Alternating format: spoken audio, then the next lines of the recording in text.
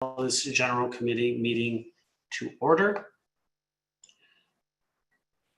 Council, for procedural notes, this meeting will be held electronically as per section 19, one of the town's procedural bylaw number 6228-19 as amended due to the COVID-19 situation. I also wanted to mention, Council, under the procedural notes, if you turn your camera off, your video feed off, think of it as you walked away from the table. So I need a quorum with video on. I just wanted to make sure that everyone's aware of that. Also, if you're going to speak, I need your videos on so I can see your hands if you want to speak. So just consider it. If you turn your video off, that means you've walked away from the table. Okay? So just want that to be clear with everyone to understand moving forward, because we do absolutely need to have the cameras on for quorum. With that, we'll move to the approval of the agenda with the added items. Would someone like to move the approval of the agenda? Moved by Councillor Kim, seconded by Councillor Gilland. Any comments or questions? Seeing none. All those in favor? Opposed? That carries. Any declarations of pecuniary interest? Seeing none. All right. Move to community presentations, which we have none. Delegations, we have 4. We will be beginning with Mr. Alan Scully, EVP Development Smart Centers, regarding item 8.4, applications for official plan amendment and zoning bylaw amendment 1623 Wellington Street Development Limited, 1623 Wellington Street East. Mr. Clerk. Thank you, Mr. Mayor. We'll ask the delegates to share their screen and get started. Okay, Mr. Scully, welcome. You have 5 minutes, and the floor is yours. Thank you. Thank you. Just bear with me for 1 second while we share the screen. Please advise if you're able to see the presentation. Yes.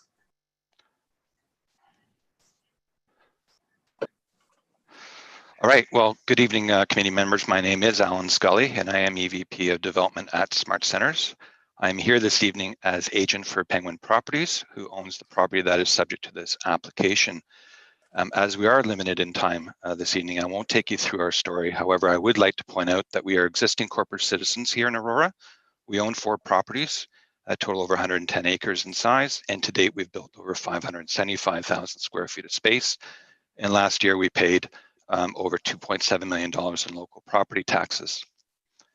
The application before you this evening seeks to amend the OP and zoning bylaw for the lands that are outlined in red on this aerial to add as permitted uses a Smart Stop self-storage facility and 2 car dealerships on the lands that are east of Goulding, the first of which I can now tell you is a BMW dealership, which will be a new market entry into Aurora. Now, since our public meeting, we've discussed the application with many of you, and we've worked very closely with David Waters and his team on the application itself. And this has resulted in several amendments that are intended to address the comments raised by this committee. Now, the report prepared by staff summarizes the proposal and amendments exceptionally well. And I am happy to say that we do support staff's recommendations and the bylaw as drafted. I would like to take just a couple seconds, however, to highlight the amendments that we have made to the application. Firstly, I want to clarify that we are not seeking to vary the cap on commercial uses beyond the 18,120 square meters currently permitted in the bylaw. Second, the phasing requirement for commercial uses beyond the 11,100 square meters provided for in the existing bylaw remains in place. Third, to address the quasi-retail nature of car dealerships, 30% of the gross floor area of the dealership will now count towards the overall cap. Now, the bylaw has been further amended to limit the property to only 2 dealerships, of which one may be permitted on parcel B, which is the parcel that you can see outlined in dark blue on this plan. Now, the new BMW dealership, who are counting on that Highway 404 exposure and visibility, will be the only additional use permitted on parcel B. Similarly, the Smart Stop use will be permitted on parcel C only, which is that parcel that is outlined in light blue on this plan, and this will be the only additional use permitted on parcel C. So to reiterate, the BMW dealership and the SmartStop will be the only additional uses permitted on the business park lands by way of this application. Now, to remind you, the property is 32.5 acres in size, and the BMW and SmartStop will occupy 4.5 acres of that, meaning that there remains ample room on site to build out the business park lands as envisioned by the town. Now, to assist this committee to visualize the potential for these lands, we've prepared this rendering to illustrate what the lands east of Goulding could look like with the car dealership and the SmartStop. And as you can see, there's clearly ample room here to build out a number of high quality buildings on this property that will complement the BMW dealership and the SmartStop and the neighboring business park lands to the south. Now, while we are on this image, I do want to draw your attention to Goulding Avenue, which is on the very right side of the image, as well as the commercial road that is extending east from Goulding, bisecting the site. Now, if you're not yet aware, we have started construction of Goulding and this internal road on the hope that this committee and council will approve the application. To meet BMW and SmartStop's timelines, we need to complete the road grading work prior to winter so that we can then come back in early spring to complete Goulding and commence construction of the buildings themselves. Now, the value of the work required for these two deals is estimated at $7 million. And as I've mentioned to some of you, we need the transactional gains from the BMW and SmartStop deals to pay for a portion of these works. All this being done with the hope that if we build the infrastructure, additional opportunities will materialize. And in this regard, I can tell you that we are in advanced discussions with a local tech firm who are interested in locating on the lands immediately east of the proposed SmartStop. Now, while I do understand they are looking at one other site, which may or may not be in Aurora, I just do not know. I am hopeful. In fact, I'm confident that we'll be successful in bringing them to the site and keeping them in Aurora. But again, without Goulding Avenue, we won't be able to proceed with this opportunity. In addition to Penguin's $7 million initial investment in this site, Smart Centers and SmartStop will invest a further $20 million into the self-storage facility, a rendering of which is shown on this slide. And I'm also advised that Dilawri will invest approximately $12.5 million into their BMW dealership, which, as you can see on this image, is a very attractive building that will highlight the business park lands exceptionally well. So to conclude, we do support staff's recommendations in the bylaw as drafted, and we ask this committee for approval of same. I do want to thank you for this evening. If you have any questions, we'd be happy to answer those for you. I will just mention that I'm joined this evening by Bliss Edwards, who is the Managing Director of SmartStop, Wayne Johnson, who is the Chief Investment Officer for SmartStop, and David Mackay, who is a partner at MHBC Planning and is our consulting planner for this application. We'd be happy to answer any questions you may have. Thank you, Mr. Scully. Council, first, can I get a motion to receive and refer to item 8.4? Councillor Humphreys, seconded by Councillor Kim. Any questions for the delegate? Councillor Gardner.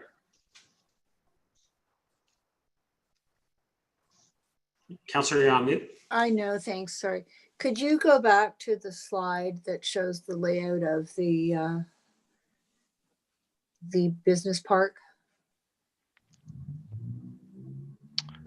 Absolutely, Councillor. I'm not sure if I'm now sharing the full slide or just the partial slide.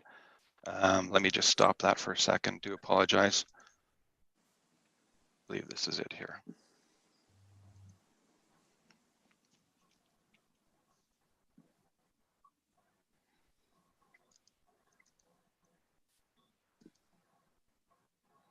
Is this the image, Councillor, you're asking for? Thank you very much. Yes. So the two higher rise buildings that I see that will be closest to the 404. Yes. One's the BMW dealership. What is the other one? Mr. Scully? So through you, Mayor, the two buildings on your left-hand side are future office buildings. It would actually be the third building from the left fronting Wellington. That would be the BMW dealership. The SmartStop would be the building in the far right corner of the property, at the very back of the property, fronting Goulding. Councillor? Thank you. So the car dealership, there's, are you intending to provide screening where the cars are being parked on the left of the building? Mr. Scully? Yes, those through you, Mayor. The Dilari, who are the owners, future owners of the car dealership, will be the ones advancing the application. They'll be working with the municipality through the site plan. I know that they've met with David Waters and his team already, and I expect that working with David, that they will, or in his team, they will be screening, providing appropriate screening of the building, yes. Counselor? Appropriate meaning what? Mr. Scully? Again, there'll be some, sorry, through you, there'll be some landscaping of the property along the periphery of the property. Now, the property does fall off from the road, as you right. know, and it continues to fall off. So, you know, you're not going to be seeing it at eye level. You'll be seeing roughly the top part of the building. And Thank you. The three buildings that run south of the car dealership and whatever is next to it to the west, what are they? yeah, so these are, sorry, through you again, Mayor. These are all illustrative buildings. These are buildings that have a footprint of approximately 25 to 30,000 square feet in size, and we're showing them in the 3-story range. I will mention one of the amendments that we did make to the application. You may recall we were seeking to vary the height across the board here to 17.5 meters. We have amended that application and limiting the request for the additional height to the Smart Stop only, which will be 17.3 meters. All other buildings here will be limited to the 13.5 meters currently contemplated by the bylaw. Should we come forward with an application or proposal such as the one I'm speaking about, the tech firm, then we'll deal with that on an application by application basis. Counselor Gardner? Thank you. So the other two buildings at the back, are you hoping that they are going to be office space or head office space? I am hopeful of that. Yes, sorry, Mary, through you. Yes, I am very hopeful that is the case. You know, it's the business park, it's the type of uses that we're trying to attract here. We came very close to securing a very prominent local company that was going to have their global headquarters here. Unfortunately, COVID changed everything. But again, as I mentioned, there is a local tech firm. They want to be here. This will be their headquarters. So yes. And why does Smart Stop need to be so high? Mr. Scully? Perhaps I will defer this question to Bliss, if you don't mind, Mayor and Councillor Garner. Thank you. Absolutely. Bliss Edward.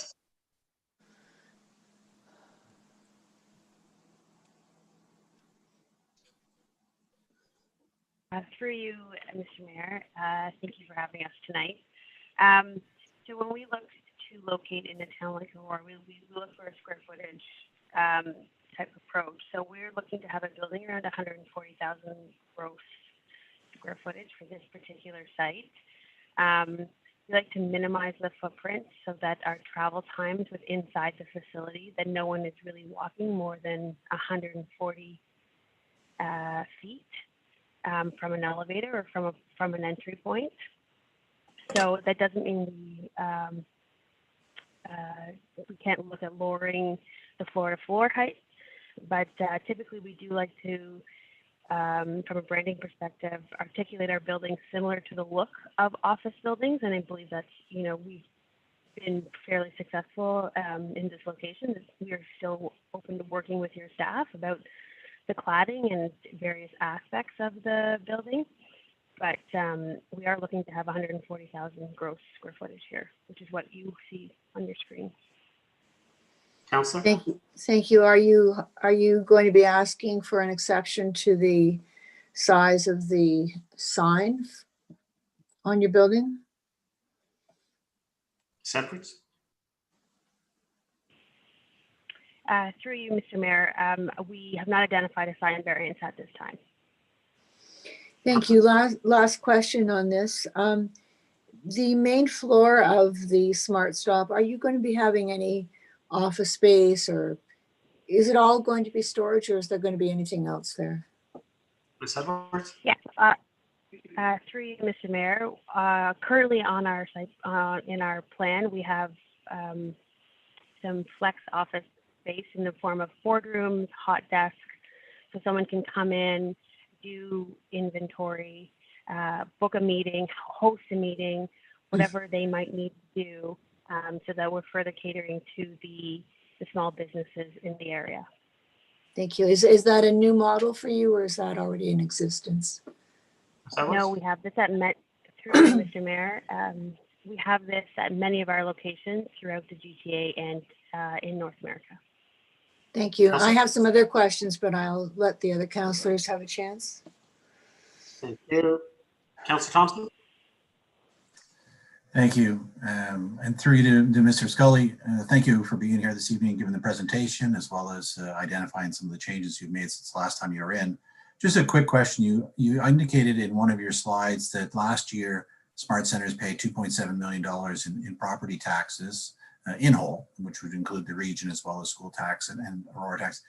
Have you done any sort of, I guess, guesstimation with regards to what this development would generate in terms of property taxes if you look at both the West Block as well as the East Block, not including future office buildings? Mr. Scully? Yes, through you, Mayor. I believe that we have, and I will reach for that in a second, but as it relates to the Smart Stop only, Councillor, I can tell you that the Smart Stop, we will be paying $4 million in development charges for that building, and it alone will pay $265,000 in annual property tax. David, I don't know if you have that information at your fingertips. Councillor, did you want to wait till the report? Maybe Mr. Waters can get that information if he has it. If Mr. Waters has it, I don't know if he does. That's why I was asking the applicants if they have some just general ballparks. Okay. So through you, Mayor, sorry, I do now have it at my fingertips. So we estimate that the West Block and the East Block, so the lands on west of Goulding as well, combined upon full build out, will pay $2.96 million in property taxes at today's property tax rate. Thank you very much. Thank you, Councillor. Councillor Kim? Thank you, Mr. Mayor. Thank you, Mr. Scully, for the presentation, and thank you and your team for the last several weeks since the last public planning meeting for working with staff and then council and addressing some of the concerns that were addressed in public planning. Can you confirm that if this is not, if this plan is not approved, how does this impact the next level of development on this property? Mr. Scully? Yes, so through you, Mayor, thank you, Councillor Kim. I think it would be very impactful. Again, as I mentioned, just to get this property off the ground, Penguin has to put $7 million into it. 4 million of which are the road improvements. Obviously, we need to build the mid-block road, extend the services, prepare this site, again, on the hope that we'll create the opportunity to attract some tenants or purchasers. If we're unable to proceed with the Smart Stop or the BMW dealership, we won't be able to pay for those services. That's a lot of money for Penguin to put into the land without certainty of any kind of tenants. So I would say without those, we'll probably have to pause. I mean, we had hoped that we would be under the in the ground right now with the retail that was proposed on the West Block. With COVID, that has caused us to pause and focus our attention on the other side of the street where we are dealing with some vacancies. So we may have to pause this, again, on the hope that this committee and council will approve the application. We did start the works because timing necessitated us to do that. But if we're unable to proceed with the Smart Stop in the dealership, we'll have to pause that and wait for the next opportunity. Councillor? Great, thank you very much, Mr. Scully. Any other questions for the delegate? Councillor Gardner, second.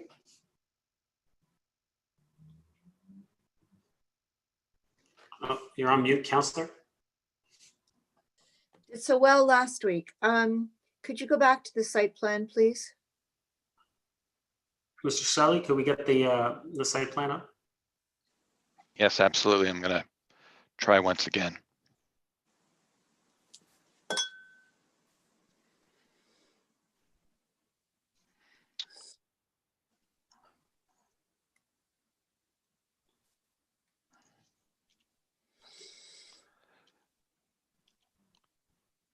Councillor, are you referring to this slide or the rendering? The one that had the BMW dealership on it. So This- the render. Thank you, Yeah. thank you. Yeah. The rendering, worries. thank you. So all of these low-rise buildings to the west, are they all retail? Undetermined at this, yes. So thank you, Mayor, through you. Undetermined at this point in time. If I may go back one slide to remind you, the lands on parcel A, that is the parcel that is outlined in orange on both sides. Those are the lands that have the retail entitlements today. Those are the lands when we advanced this application originally to get those entitlements 14 years ago, we had full intents of building out retail. And, you know, we spent quite a bit of time working with Mr. Waters and his team on those applications to advance retail. But that, you know, with COVID, that has stopped. So I'm not saying no or yes to the retail, it's undetermined at this time, but Smart Centers has evolved beyond just building retail. And last time, Nick Papapetru did a really good job of explaining Smart Centers in today's context, how we've evolved from being a retail development REIT to now a diversified retail REIT or real estate REIT. And we look at all asset types, quite frankly. So I'm not married, nor are we married to retail on this site. Councillor? Thank you, thank you. Thank you, Councillor. Any other questions for the delegate? Seeing none, Ms. Scully, Ms. Edwards, thank you very much. Thank you, everybody. Council, I'll call vote. All those in favor? Referring. Opposed? That carries. All right. Next delegation, we have Ms. Rebecca Beaton, representing Regency Acres Ratepayers Association regarding item 8.2. Beaton.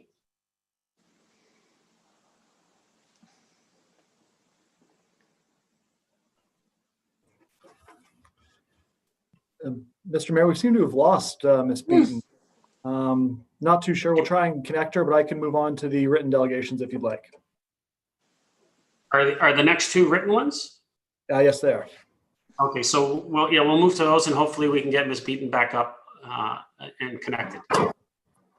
So we'll move to 5.3, our third delegation, which is Dave and Lenore Presley.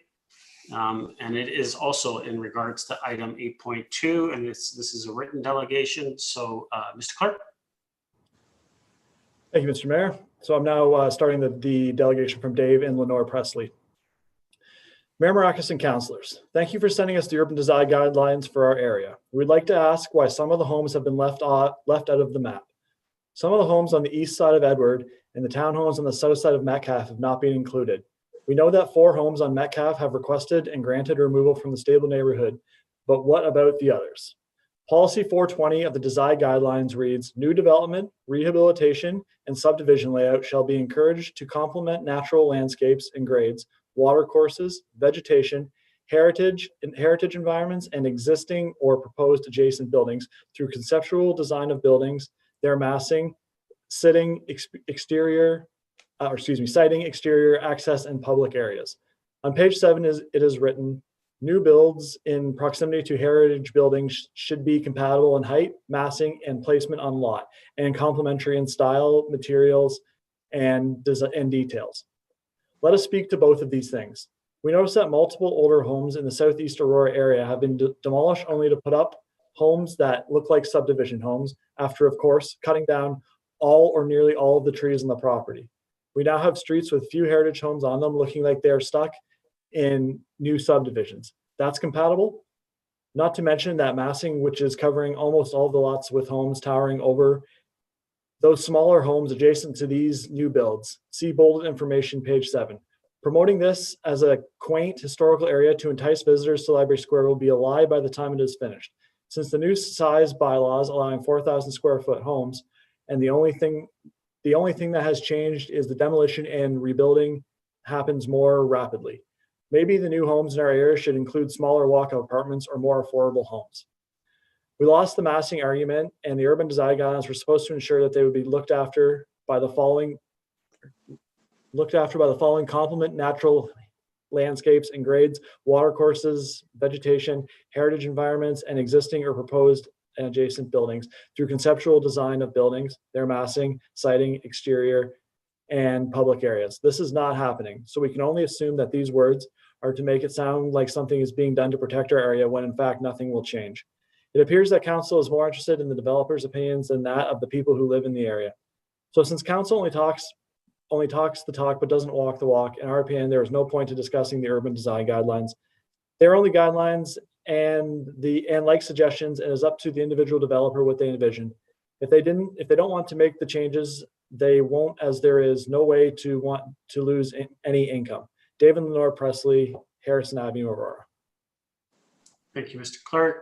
Council, can I get a motion to receive and refer to item 8.2, moved by Councilor Gardner, seconded by Councilor Thompson. All those in favor? Opposed? That carries. Mr. Clerk, is Ms. Beaton back? Yes, she is. Okay, so we will move back to Ms. Rebecca Beaton, representing Regency Acres Ratepayers Association, also in regards to item 8.2. Ms. Beaton, welcome. Yes, thank you, Council. I'm sorry about that. I'm not quite sure what happened there. Good evening. I'm delegating on behalf of the Regency Acres Ratepayers Group with regards to item number 8.2. Last week we had asked for hard copies of this item so that we could go over it and delegate and address the issues. Unfortunately, we received an incorrect report. It was actually the report from June of this year, and it was too late to get in touch with staff. So with all due respect, we have submitted a very brief item from the president, but we would like, if possible, that this item be deferred to the GC in 2 weeks' time, and we would be delegating then. Okay. Is that all, Ms. Beaton? That's it. That we were going to delegate, as I said, but we just received incorrect copies.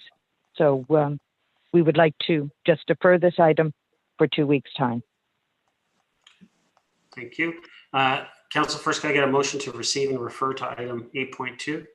Councilor Gardner, seconded by Councilor Humphreys. Any questions for the delegate?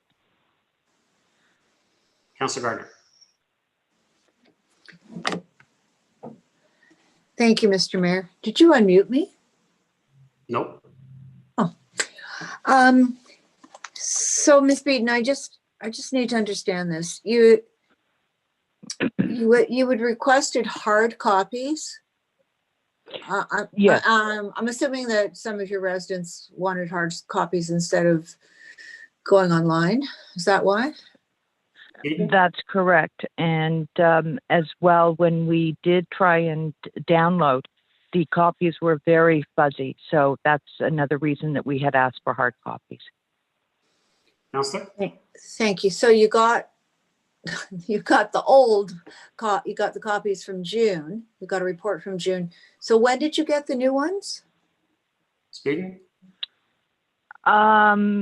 We actually have been able to download them.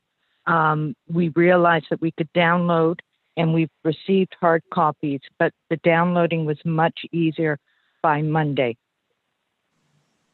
Councilor? Okay, so what you're saying is you really didn't get to work on, or you didn't get to work Exactly. on the current copy until Monday. Correct. Correct. Okay, seems like a reasonable ask. Thank you. Thank you, Councilor. Any other questions? Councilor Thompson. Thank you. Through to Ms. Beaton.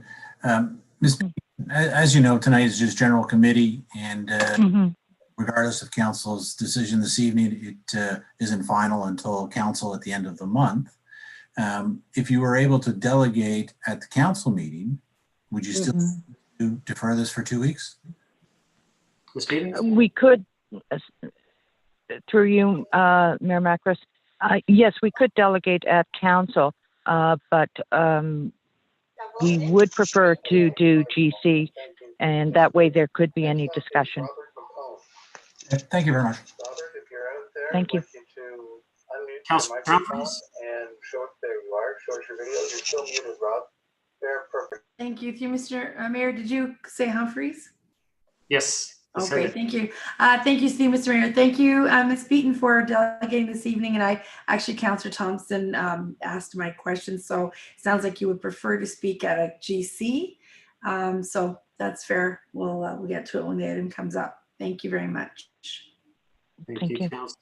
Any other questions for the delegate? Seeing none. Ms. Beaton, thank you very much for attending this evening. Thank you. Thank you. Council, I'll call a vote. All those in favor? Opposed? That carries. And we'll move to the last delegation. It is also a written delegation. Mr. Peter Smith, President, Regency Acres Ratepayers Association, in regards also to item 8.2. Mr. Clerk? Thank you, Mr. Mayor. Now starting Mr. Smith's delegation. Good evening, Mr. Mayor and councilors. I had planned on making a proper delegation, but did not receive the requested material from the planning department in time. Consequently, only a cursory review was possible. Thank you for making some suggested changes which were offered by the residents. However, the following need to be addressed since they concern the Regency Acres area. Regency Acres character, page 11. We question the words relatively new. Since when are 60-year-old buildings described as new? Regency Acres has at least two distinct characteristics based on building dates and styles which are not recognized in the report. This needs to be added. Recent construction will or has removed the open ditches. This reference should be deleted. Compatibility is a theme that runs throughout the report and yet is both erroneous and unachievable at this late stage of development. Design guidelines are not enforceable and will undoubtedly be tested to the limit by developers. The damage has already been done by the new zoning bylaws that allow monster homes to be erected in the stable neighborhoods area. The zoning bylaws were a blanket approach which did not take into account the distinctive characteristics of each stable neighborhood. The current exercise seems like an attempt to close the gate after the horse gets out. Aurora needs new tree bylaws with increased inspections and enforcement. Peter Smith, President, Regency Acres Ratepayers Association. Thank you, Mr. Clerk. Council, can I get a motion to receive and refer to item 8.2? Councilor Gardner, second. Councilor Kim. All those in favor? Opposed? That carries. Next, consent agenda. We have no items on the consent agenda. Move to advisory committee meeting minutes. 7.1 finance advisory committee. Did anyone have any comments or questions, or can I get a motion to approve the finance advisory committee meeting minutes? Moved by Councilor Thompson, second by Councilor Gilliland. All those in favor? Opposed? That carries. So we will move to the regular agenda and items requiring discussion. Start with 8.1, workplace diversity and inclusion. This is that the report number CS 20-020 be received for information. Someone like to move the recommendation? Moved by Councilor Gardner, seconded by Councilor Kim.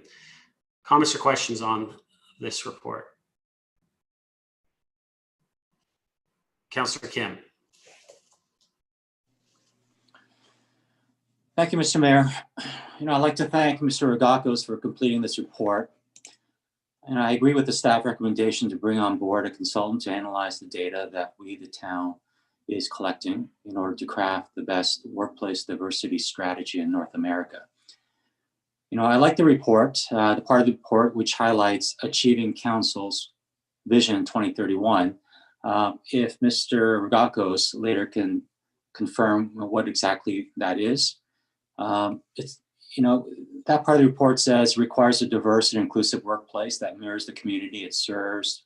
The benefits of a diverse and inclusive workplace are numerous, including improved understanding of the needs of the public we serve, enhanced innovation and creativity, supporting a more resilient workforce, ensures that all communities have equitable access to participate in the town's decision making, and so on.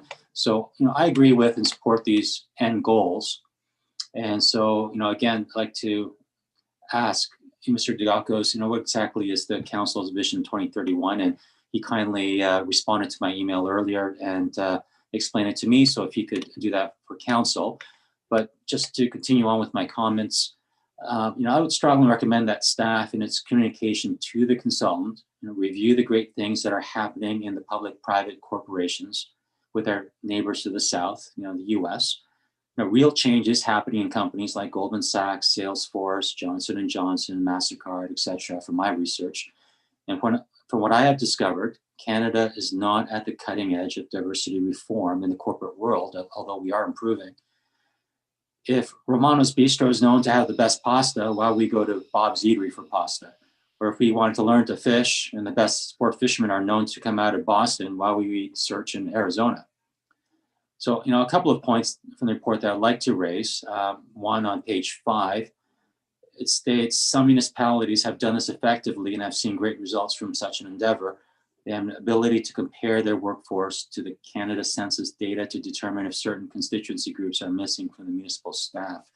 So to Mr. Dagakis, which municipalities have done this effectively?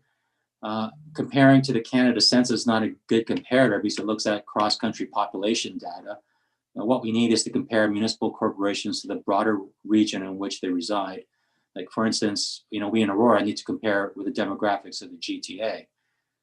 3.5% of the Canadian population is Black.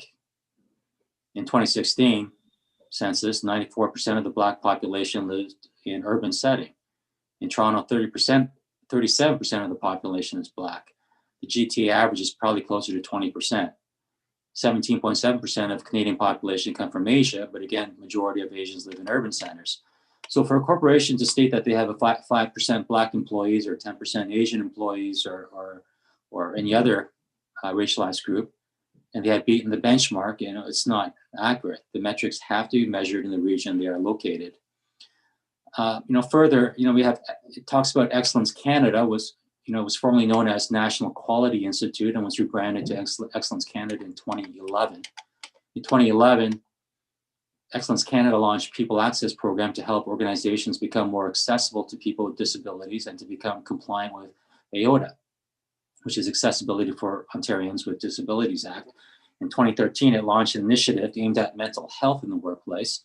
The only diversity in the workplace or anti-discriminatory material on the site is a page where it hosts a 25-minute anti-discriminatory and sensitivity training course for $25, and they offer bulk rates.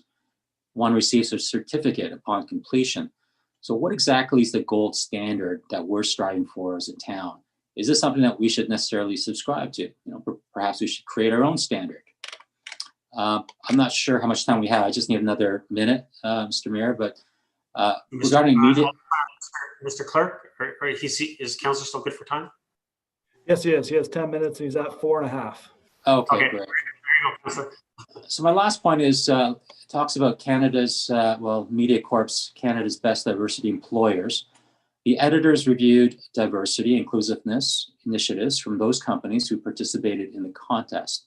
They review and shortlist and come up with the winners. They don't win because they have reached a certain metric. They are acknowledged because they have good relative performance. In essence, they are standouts of a bad bunch. If you talk to HR executives in Canada, many will tell you that we are behind as a country, behind other nations whose diversity initiatives are far ahead of where we are. So to say that being acknowledged and recognized by MediaCorp for cutting edge diversity strategy is like being honored by Vegan Magazine for preparing the best cut of meat, or a 5th grade class determining the winner of a thermonuclear engineering project. So in summary, if we are striving for the gold standard for diversity hiring practices, we need to have an excellent global comparative benchmark. We need to have performance metrics that are measurable and not on subjective and relative ideology, but rather on objective measures. There was a couple of questions I threw in there for Mr. Rogakis, so if you can answer them and I have a couple more. Sure. So Mr. Rogakis? Thank you. Through the mayor, thank you, Councillor Kim, for your questions. Good evening, everyone. There were a number of questions in there, and thank you for giving me a heads up, Councillor Kim. Just to clarify what the gold standard is, as you know, the town of Aurora has engaged with on a journey of organizational improvement with Excellence Canada. And there are 4 levels of progressive certification under the Excellence Canada framework. There's a bronze level, silver, gold, and platinum. The standard is achieved through an independent validation, and it provides national recognition through the Canada Awards for Excellence, the country's most coveted organizational awards program. So this particular recognition is apart from Canada's best diversity employers that I quoted in the report. And it's one that the town has already engaged with over the last several years. The standards are designed for organizations that want to establish a culture of continual improvement, build improvement plans, and measure how they're progressing at each stage of their journey. The bronze refers to a foundational level of success in terms of meeting particular standards. The silver refers to an advanced level. Gold refers to being a role model, and platinum refers to a sustained world-class performance. More specifically, the gold level builds on the solid implementation of excellence, innovations, and wellness established at the silver level. There's a comprehensive approach to excellence, innovation, and wellness in place with widespread involvement in and implementation of related strategies. The key outcomes of gold are positive achievements in meeting and exceeding strategic goals, an organization-wide focus on excellence, innovation, and wellness, positive results across all drivers, across all areas and departments of the organization, and widespread quantifiable improvement as a result of moving from reactive to proactive approaches and practices. So we've achieved silver, and we are aiming for gold over the next 2 years. And within the gold framework, there is a specific standard related to diversity and inclusion. In terms of your question, Councillor, with respect to a municipality that's using data to compare themselves to their community or national standards, I was referring to the City of Toronto. Over the last 3 or 4 years, the City of Toronto has established a workforce equity and inclusion plan, and they use data to measure their workforce diversity and compare it to the citizens they serve. And I believe they use it to measure themselves against the broader Ontario community and national standards or data.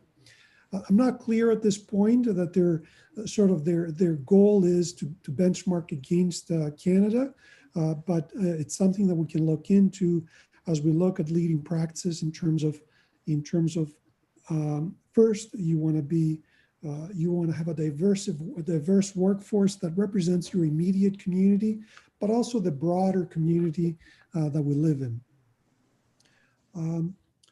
In terms of your question around the Vaughan vision, I see it as, as per the strategic plan, the Town of Aurora 2031 vision is to be an innovative and sustainable community where neighbors care and businesses thrive.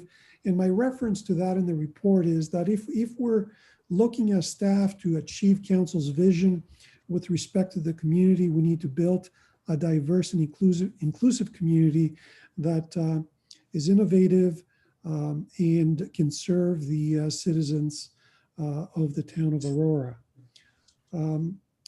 Finally, you had a question with respect to the Canada Best Diversity Employers annual report, and I understand your point with respect to your comments. Unfortunately, there is, as far as I can tell through our own research, there is no benchmarking of diversity-related initiatives across Canada or internationally, other than the items that we identified in the report. So I agree with you to some extent. the standards are listed within the best diversity employers in Canada.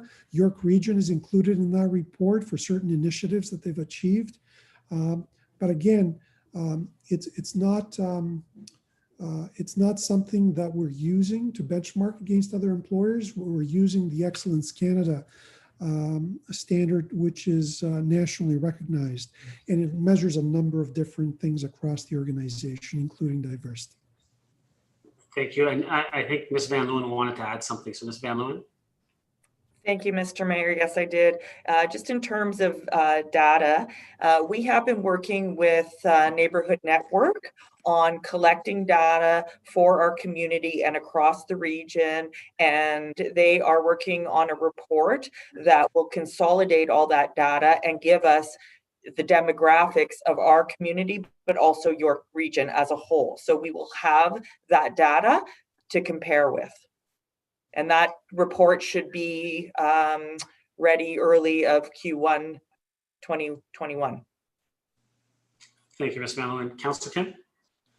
Yeah, and I think to that point, it's great that we're going to have some data with respect to York Region, but given that we do have employees who come from other parts of the GTA, Markham, Richmond Hill, Peel region, it would be great to have that data or some kind of data that's from the broader GTA than just York Region, because I suspect if we looked at the address from HR perspective, I suspect that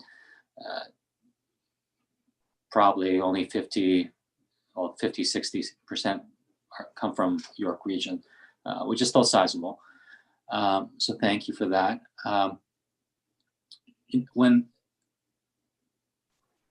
Is this something, Mr. Rogakis, that the Anti-Black, Anti-Discriminatory Task Force could contribute feedback to the consultant during the process? Or is this something that we have to wait until after? Through the chair, yeah, I would agree that we would benefit from the input of the task force. And it depends on the terms of reference and how it's crafted, but we welcome their input. And is the end of Q2 2021, is that a realistic date for a final report to come back to GC? Mr. Rogakis? Through the chair, yes, it is, Councillor. Councillor? And I guess my last point is it would be great if during the tendering process for the consultant, if we could obtain a consultant that has a global scope as opposed to just a Canadian scope, that'd be appreciated. Through the chair, thank you, Councillor. We will do that. Yeah. Thank you, Councillor Kim. Councillor Gardner? Thank you, Mr. Mayor. And I think one of the intents, I read it here somewhere, is that we represent the diversity in our community. And I think that's very important. Markham and Toronto are usually leaders. Markham is in York Region. Obviously, Toronto's not. So I would like to know what they're doing that we might be able to copy. We also have an employee survey going on at the very moment. And through Mr. Mayor to somebody, when are we expecting the results of that? Mr. Rogakis? Or Ms. Van Leeuwen? Through you, Mr. Mayor, the survey closed last Friday, so we expect to have the results within the next couple of weeks. Thank you. And thank you so much. I think that's going to tell us a lot. It'll be the first time that we collect a lot of different parameters. Well, it includes a lot that speaks to the diversity that we have or the diversity that we want to have. So I'm not in favor of voting to have a consultant at this point in time. I would like to see what Neighborhood Network brings in, and I'd like to see what our employee survey brings in, and see what kind of a job we're doing first. Thank you. Thank you, Councillor. Councillor Thompson? The report speaks to, you know, as part of the progress or the pursuit of a gold certification through Excellence Canada, that we would have needed to do some work on diversity as part of that overall plan. Was it always the intention to hire a consultant to achieve that through the Excellence Canada process, or is this a new request as a result of the recent motion by Councillor Kim? Mr. Rogakos? Through the chair to Councillor Thompson, we've been working with Excellence Canada over the last few years and retained different consultants to help us with different initiatives. In this particular case, you know, I think it's a combination of focusing the attention or providing the skills that we need for this particular initiative, and that's why we specifically identified it and built it as part of the capital budget for 2021. Councillor? Thank you. Through you to Mr. Rogakos. You state in the report that the region of York, or York municipality, was actually one that was recognized as part of the best diversity employers. But interesting enough, I didn't really see in the report, with the exception of the exclusion charter, what exactly initiatives or things that they are doing that help them earn that honor. Can you elaborate a little bit on the stuff that they are doing so to help them be recognized as one of the, I guess you would say, leaders in the municipal sector? Mr. Rogakos? Through the chair, York Region, as you said, Councillor Thompson, has developed the inclusion charter in partnership with the Municipal Diversity and Inclusion Group, which includes 20 member organizations that serve people who live, work, and visit the region. They maintain a newcomer strategy to focus on both economic and social integration of newcomers, and has developed an online portal to better connect newcomers to resources and information. In addition, York Region works with a number of community partners to support the employment efforts of new Canadian job seekers, including the Welcome Centre, Immigrant Services, Professional Access and Integration Enhancement Program, COSTI Immigrant Services, and World Education Services. Councillor? Thank you.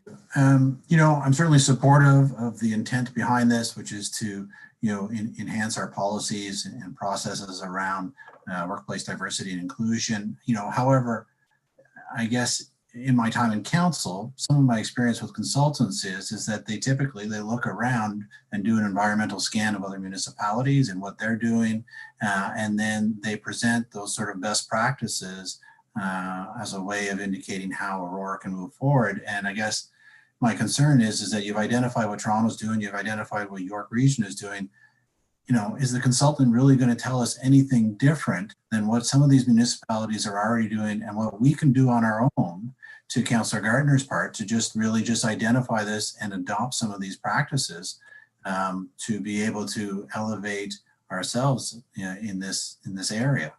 And so, you know, what is the consultant going to do that we couldn't do ourselves, or at least look to with regards to York Region and Toronto and other municipalities? Mr. Rogakos?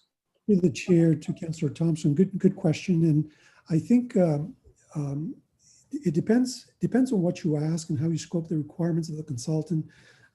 It tells you what you're going to get back, right? So we want to be very clear with the consultant in terms of what we're looking to achieve and what we expect them to do. They have a set of skills that normally we wouldn't have inside the organization, because you know, diversity and inclusion skills are not something that many municipalities have embedded into their HR departments. We have general knowledge, but we don't consider ourselves to be experts in that area. So typically that's why we would use an engagement like that to acquire some of those skills. But in terms of what we would ask through the scoping document, it would be very specific to assessing our current state against the standards of Excellence Canada that relates to diversity and inclusion to achieve the gold standard. So they would support us in that assessment, but also they would provide us an independent and unbiased lens as to whether our policies and programs have any inherited biases in terms of how we are implementing them. Councillor? Thank you. And I guess my last question really is, The recommendation on the floor is just to receive the report, but yet within the recommendation, it asks to retain a consultant.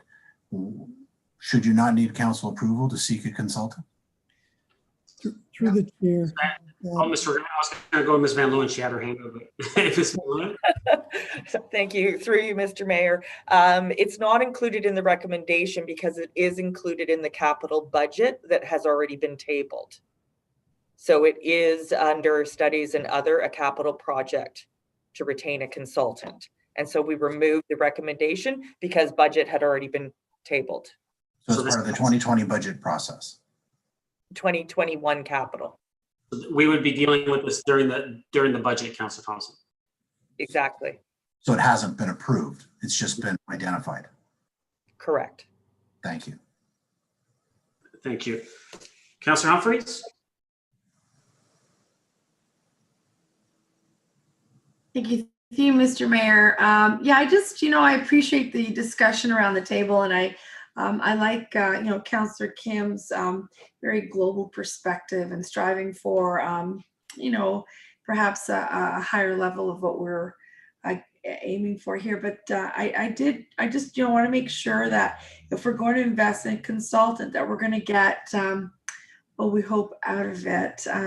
One of the things I'm noticing here, the town began its Excellent Canada Journey 2010 and is well on its way to achieving a gold certification by 2022, demonstrating diversity and inclusion are embraced in the organization culture. And I think, I guess it's just a comment through you, Mr. Mayor, that I think our HR director mentioned, it depends what we're looking for, I guess, and have, what we want out of the consulting engagement. I just want to make sure that we're going to get what we, a lot more than what's here, which I think is significant work. And I like the fact that we're looking positive. Before Councillor Kim's motion, I didn't really understand where we were, and I'm kind of proud of, I am proud of the hiring practices, and it looks like we're getting there. We are there, we're aiming to go further. So I'd just like to hear a little more comments around the table. And again, do we want to wait to see what comes back with some of the information from Neighborhood Network, some of the more in-depth details that we're going to be getting from staff, and then pursue a consulting engagement? Or, I really want to understand the true benefit, because there's a lot of great work in here. And again, I want to thank Councillor Kim for bringing this forward, because I didn't realize we were this ahead of the curve as well. So thanks to staff for keeping that forward thinking and trying to make our workplace as diverse as possible. So thank you very much. I think I'll just listen to a few more comments and think about the decision to go forward with a consultant. Thank you. Thank you, Councillor. Any other comments or questions for the first time? Councillor Gardner, second time. Thank you. I found this spot in the report that discusses our survey, our employee survey. It's including self-identification, race, ethnic identity, place of origin, disability, religious or spiritual affiliation, sexual orientation, gender identity, and interest in joining an employee resource group. There's going to be a lot of information that comes to us, and it's going to come to us fairly soon. So this discussion will go to budget, and I think that just keeping what the report is talking about with respect to the work that's already going on there. I mean, there's so many examples of good practices and information out there. I'm really not sure that we need a consultant, but again, that'll come to budget. Thank you, Councillor. Any other comments, questions? Councillor Kemp, second time. Yeah, I just wanted to bring up the point. I know Councillor Gallo stated that he didn't like the term racialized peoples or people groups. I think when I first heard that term, it did seem a little different, but the reason why it's been phrased by myself for the last few months or year is because apparently that's the new politically correct way to describe visible minorities. As we all know, the visible or people of color are the majority, more than 50%. So the government and all those who are in the know decide to use the term racialized groups. So hence, that's why I've been using that term verbally and on various reports, just for everyone's FYI. Thank you. Thank you, Councillor. Any other comments or questions? Seeing none, thank you for the report. I'm looking forward to a further discussion at budget time. And thank you, Councillor Kim, for bringing this forward. I'll call the vote. All those in favor?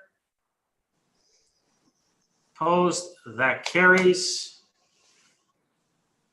Next, we'll move to 8.2, Stable Neighborhood Policy Review, Urban Design Guidelines. One, that report number PDS 20-068 be received. Two, that the revised urban design guidelines for stable neighborhoods as attached to this report be approved. And three, that staff present an annual report to council on minor variance applications activity within the town's 4 stable neighborhood study areas. Someone like to move the recommendation? Councillor Thompson, second by Councillor Gilliland. Comments or questions on this item? Councillor Gardner. Thank you, Mr. Mayor. I support Ms. Beaton's point of view. She's asked to have it deferred to the next GC, and she gave a very good reason for it. So I can't support this.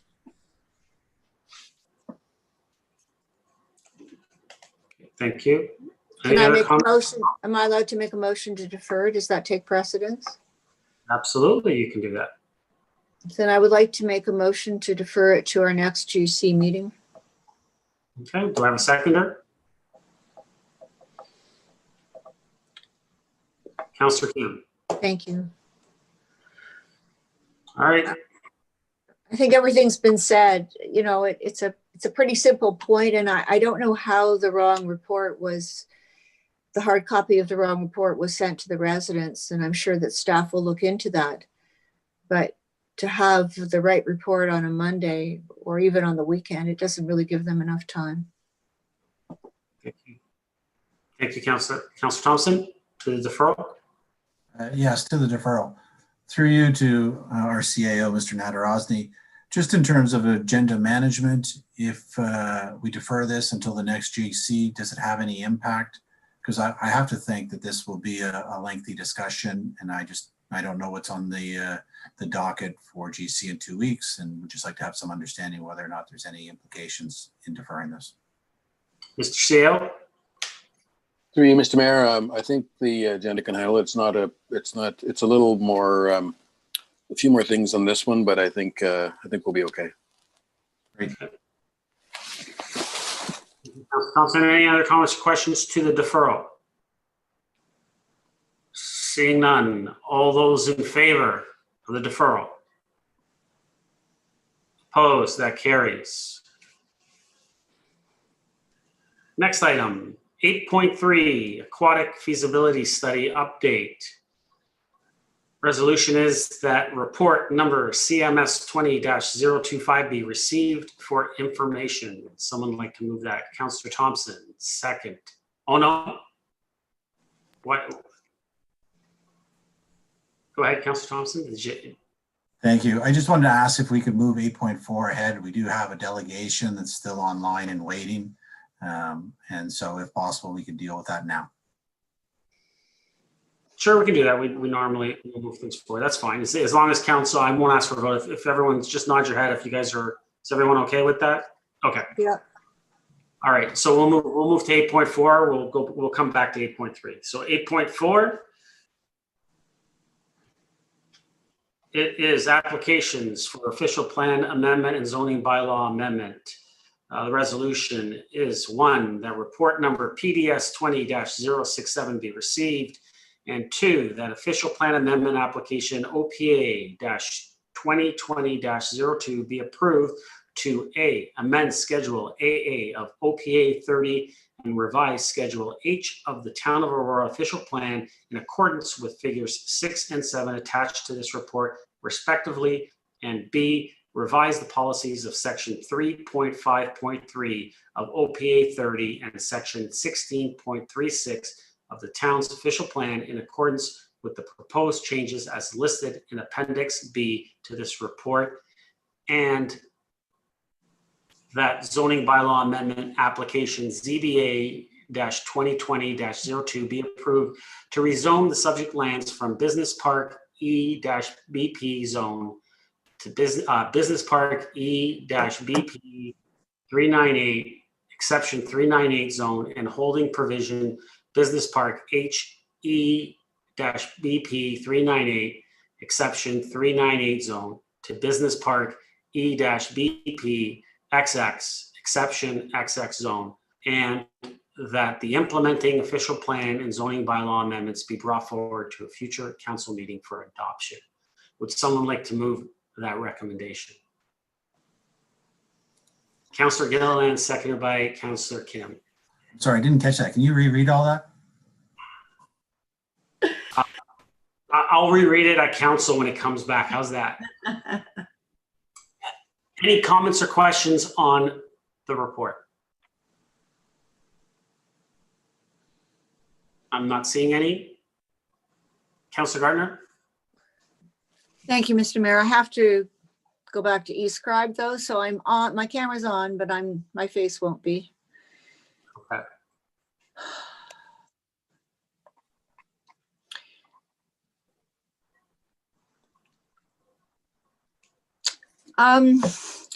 When this was first brought to us, were they proposing 2 motor vehicle establishments?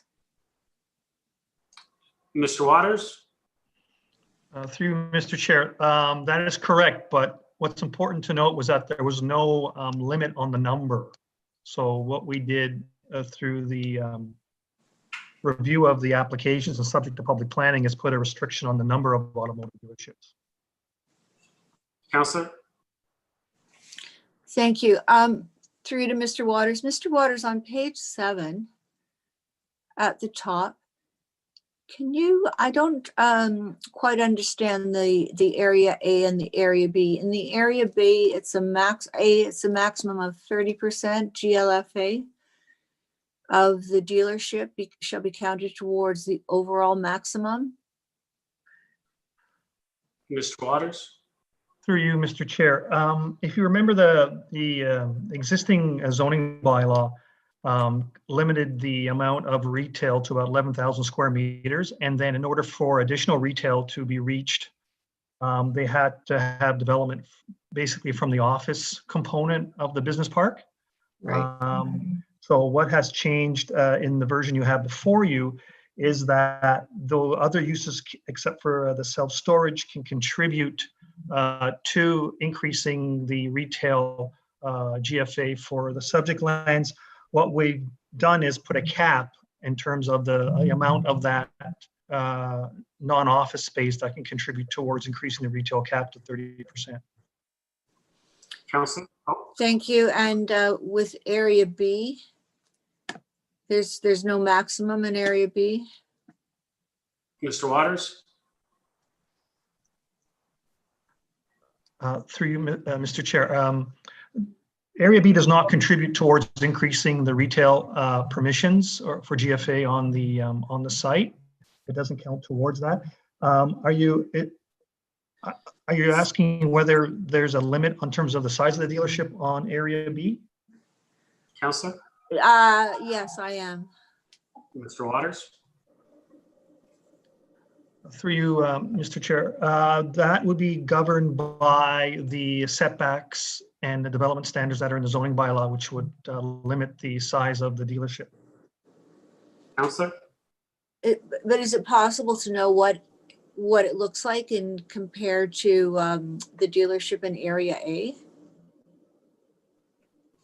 Mr. Waters? Through you, Mr. Chair, my understanding is the two buildings will be very identical in size and shape.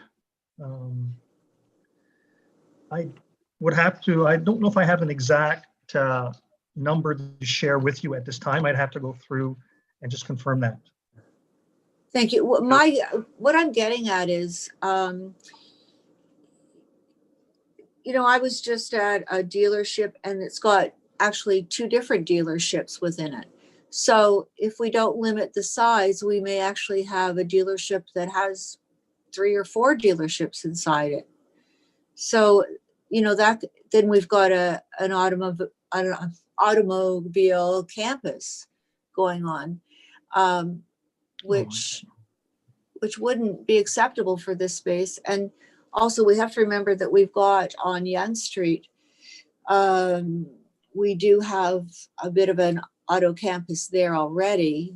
He did mention that, this is obviously not a dealership that we have already, but I don't think it would be fair to have competitive dealerships of the same brand with our Yonge Street campus. So just like a little more information on that for the, whenever you can. Mr. Waters? Mr. Chair, the number of dealerships are restricted to 2 dealerships. So that would limit the number that could be attracted to the site. Councillor? So that a dealership would just be, okay, because some of them have amalgamated and there's more than one dealership in I guess in quotes, dealership. I'd just like to know what the size we would allow that to be. And with the increase in retail, coming back to screen, with the increase in retail, the region doesn't consider retail employment land. So, because employment land is land that provides full-time jobs with benefits and pension, generally, full-time, not seasonal. So, I'm a little wary of this very large component of retail. It's really not what we wanted in Business Park. We wanted those good jobs. I'd like to hear what others have to say about it. Mr. Waters, you wanted to respond? Thank you, Mr. Chair. Couple things. The retail, there's been a debate over the definition of a job. And I mean, the province defines a employment land job as, somebody working in an office environment or working in a manufacturing environment. So, and that doesn't really depend on benefits and what have you. I think what's important to remember in this development is that the official plan target is 40 jobs per hectare. That is in our OP as a target for the business park area. This development is going to contribute about over 100 jobs per hectare to the town's economy. Councillor? Thank you. I thought it was 50 jobs per hectare, but 100 is better. But I mean, the whole intent of a business park or designated business area is to attract those jobs that, at least it was Aurora's intent to attract jobs that are full-time with benefits and pension. And that's not what's going to be happening here. Mr. Nadarozny, you're kind of frozen on the screen. Do you have anything to say about this? Mr. Sale? Sorry, could you restate the question? Councillor? I'm concerned about the number of retail jobs that we're going to be allowing here, and the whole intent of Business Park when we were planning, we're doing the official plan, and that was before me, was to ensure that we had some well-paying jobs that were permanent as it can be in this environment, full-time with benefits and pension. Those were the kind of jobs we were trying to attract to this area. And south on along Leslie.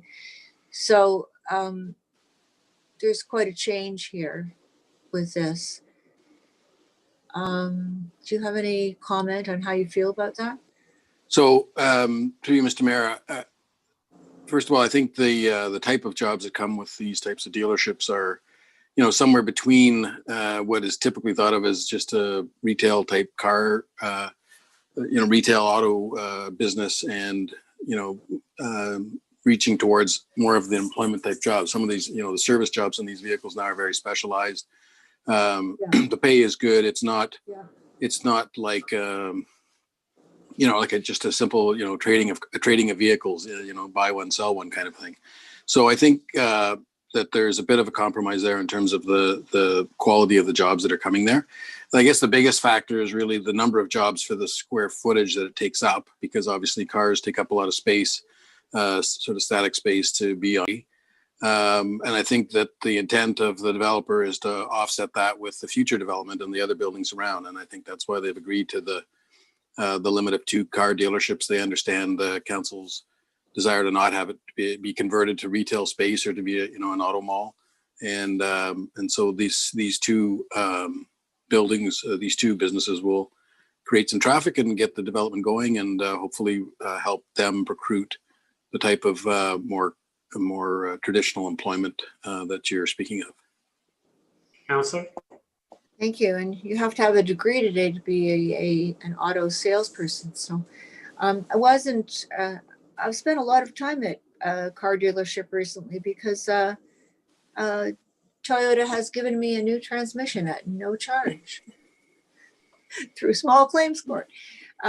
So, I'm familiar with that, but there's a lot of retail going on here. I think it's 11,000 square meters.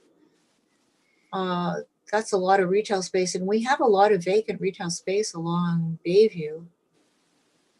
Or maybe, unless you have a comment, that is my comment, and that is my worry. I'm now at this point okay with the car dealerships because I think they've been cited well, and I think they're going to look pretty good. So, but it's all of this retail. Thank you, Councillor. Councillor Thompson. Thank you. I'm sure Councillor Gardner remembers that we approved this plan 10 years ago, and retail was approved at that time 10 years ago. The hope was that as they expanded the lands to the eastern part, that it would bring in more office buildings before more retail, and really that's what brings us here today. Is I'm sure that the applicants have tried their best to attract employment jobs and office settings and so forth to the lands. But as we've talked about last time and the time before this, it's not an easy challenge. And while it's still on the plan and it's still part of their long-term plans for the site, we're not sure if it will materialize or not. We're all hopeful it will, but who knows? And so we're left to deal with what's in front of us tonight. And, from my perspective, I appreciate the work that staff and the applicant have done. As we all know, this application came to us in February. Under the Planning Act, we have 120 days to render a decision. We're well past that, but both the applicant and staff have continued to work to, address some of the concerns raised by myself and other members of council. And, it's before us tonight to make a decision. And, I appreciate some of the changes they've made to make it a little bit more acceptable in my eyes and adhere to some of the concepts and tenets that we had talked about back in 2010 in terms of how much retail there was going to be, and trying to make sure that we still had room for future office. And so I appreciate that, and I'm in support of it. Thank you, Councillor Gilliland. Thank you, through you, Mayor Maracas. Councillor Thompson pretty much said everything that I was about to say. I've been in support of this application pretty much from the beginning. I do like the Smart Stop. I think that it's an innovative, forward thinking with a small business approach. They have been in existence for a while, as I said, but it is somewhat of a new business model where they are attracting small businesses to use it as inventory or product, implementing the boardroom and virtual hot offices. I think is a really great idea. And I think the way the world works is changing, and there's a lot more startup businesses happening, and what better to have that kind of a resource right in our town. I like the location, it's in the back of our corner, so it's not facing the street. And I think it's great that we have BMW that's going to be front and center. It's great.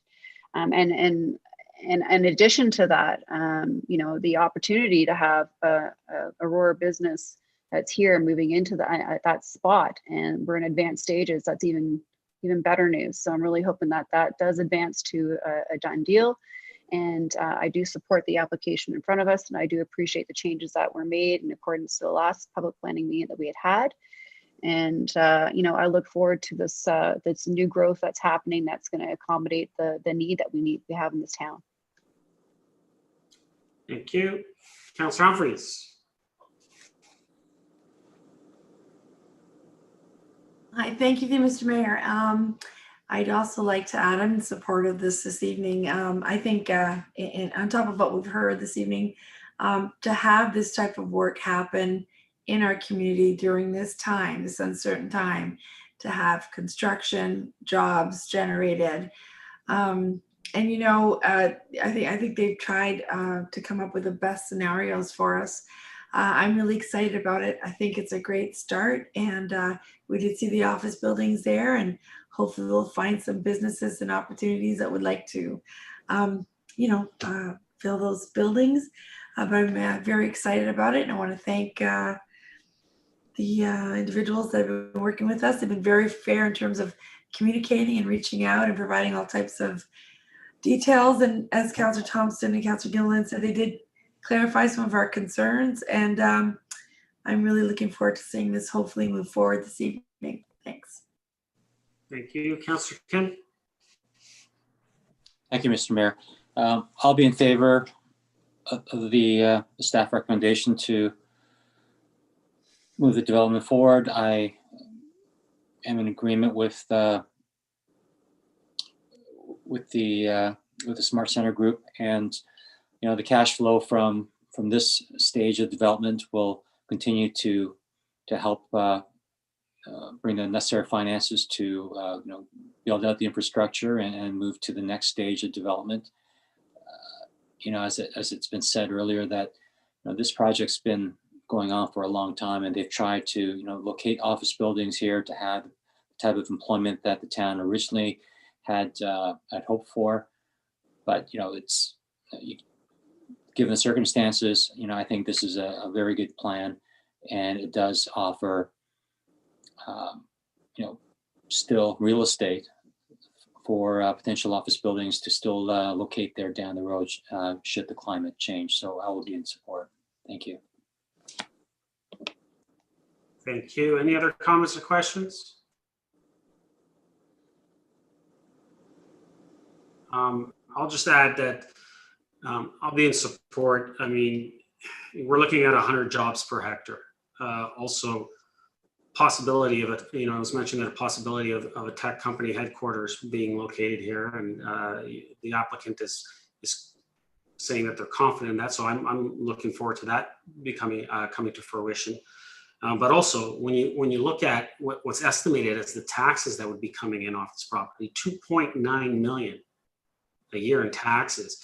And we always talk about providing from an employment or from a commercial base to alleviate the burden on the residential portion of the tax base.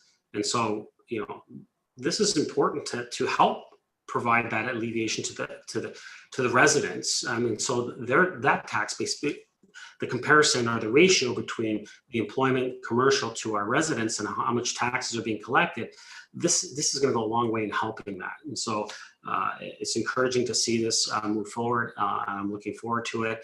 I'm looking forward to a lot of jobs coming into the area, and a lot of office jobs into the area. So I'll be in support of it as well.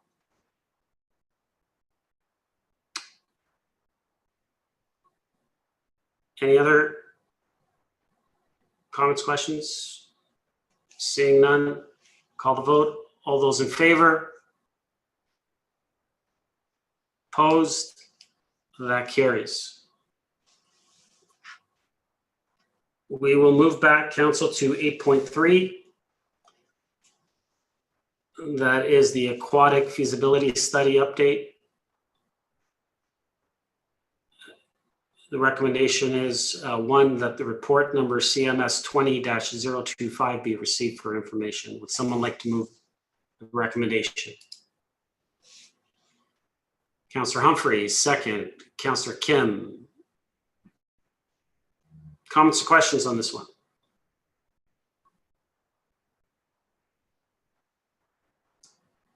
Councillor Gardner.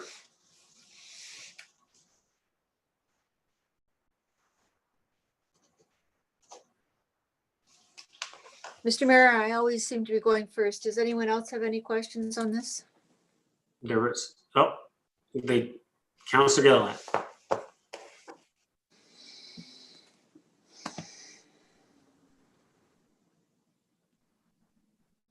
Thank you, through Mr. Mayor.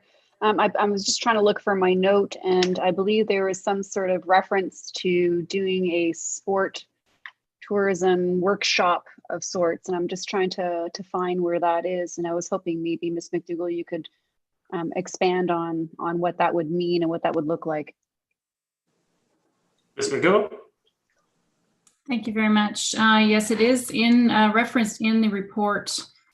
It'd be in the last header. So looking on page, begins on page 3 of the report, suggesting possibility of another workshop. But the reason being, we feel we're at a stage of seeking council's direction on their desire to go from a service level.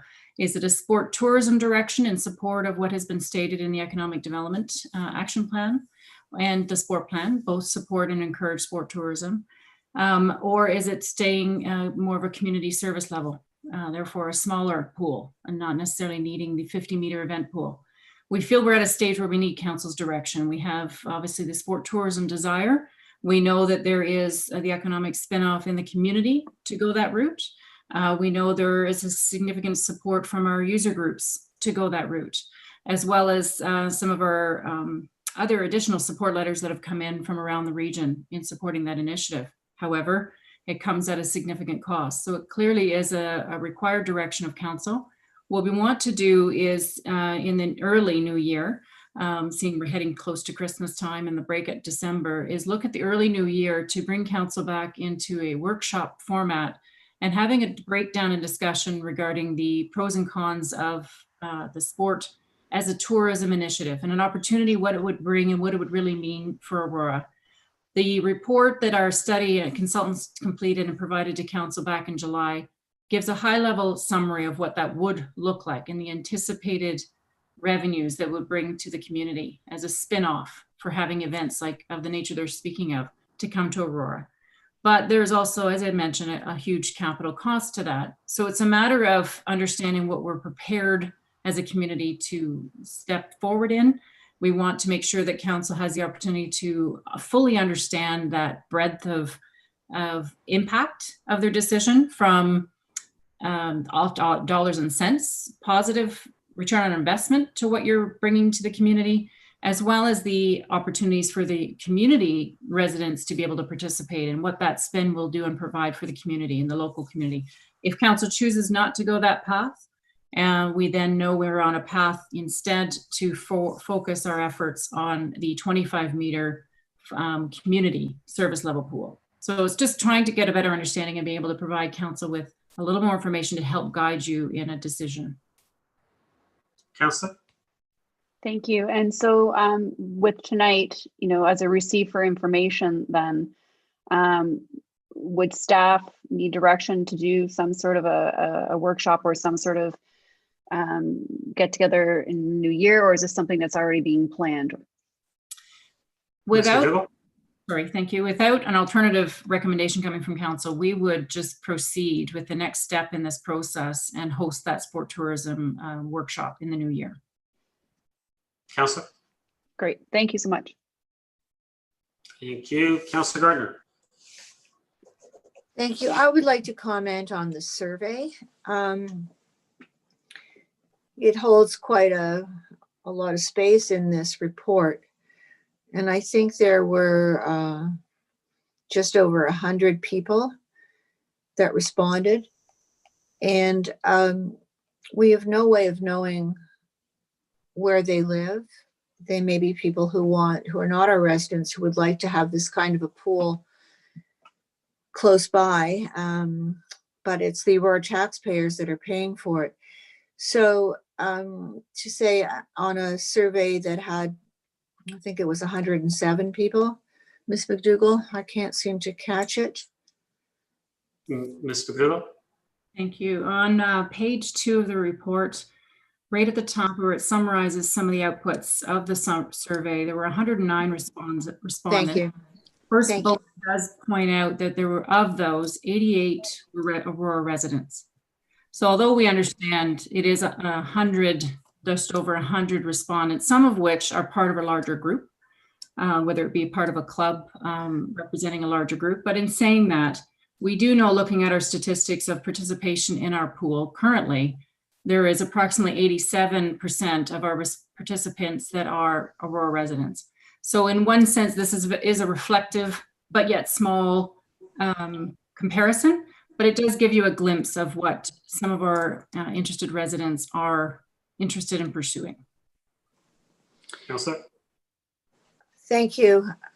I still make the point that it's the Aurora residents that are going to pay for this, and of the residents that use our pools from outside of Aurora, they do pay more. But I mean, a survey of 109 people, I don't really think that it merits much attention, I'm sorry to say. And it's getting a lot of attention here in this report. So that's my point. I don't think it's a valid survey. I don't think it really tells us that much. That's what I have to say about it. Thank you. Councillor Thompson?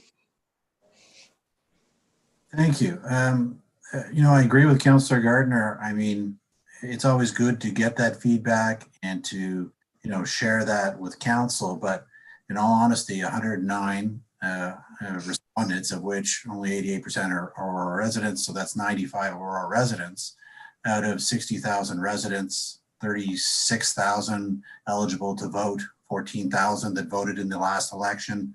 So really, it's less than 1% of not just the people who voted, but significantly less than our taxpayers. And so I'd be cautious in allowing 100 users to dictate policy and or influence the decision-making process. Great, have the information and present it to us. But there are some statements in here with regards to a strong indication of a new facility based on the response of the survey, and that's not really, I guess, representational of the community. So you had 100 people respond. Most likely, I would think that they are all probably pool users or involved in some way. No different than if I put out a survey tomorrow asking if we need another ice rink and just circulate it to hockey players. I'm sure we would get it as a significantly high number that say we need another rink.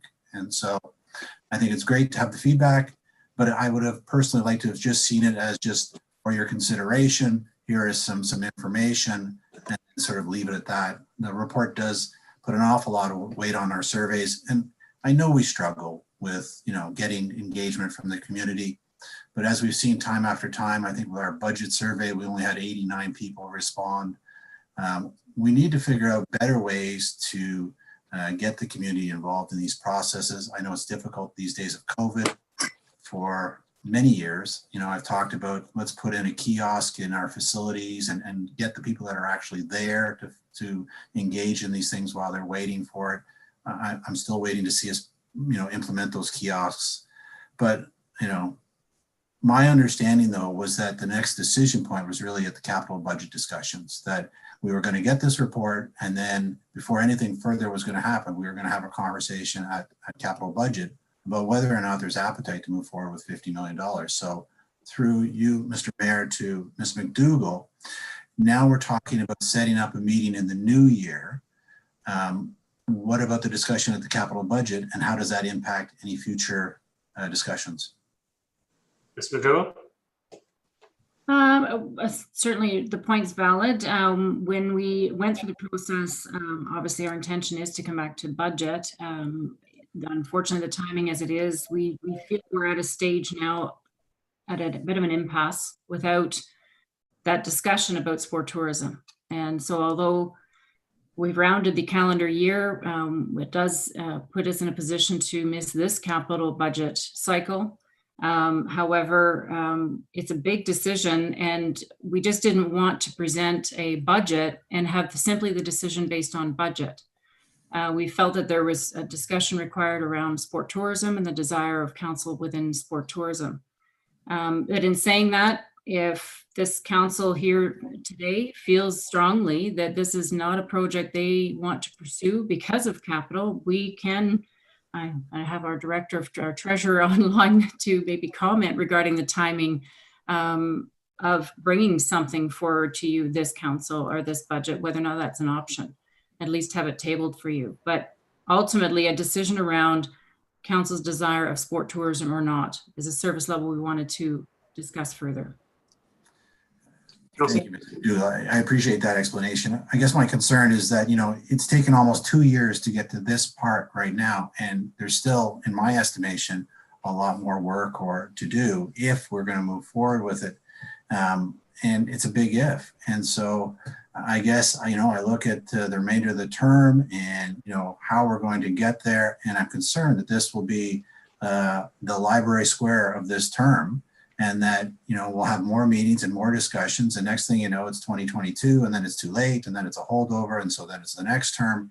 You know, I think rather than watch the facility be frozen in place while we continue to debate and discuss this particular issue, I think it is valid for at least council to, like we did with Library Square, make some nominal gesture about how much money they want to put into the SARC and or this at the capital budget to indicate whether there is any desire at all to move forward, rather than see another year go by with more discussion and conversation around this. And I think, you know, that was kind of last term, a bit of a pivotal moment for Library Square is that, you know, in one of the budget discussions, they said, okay, you know, let's put aside a nominal amount. And I believe our CAO at that time had indicated, you know, $5 million.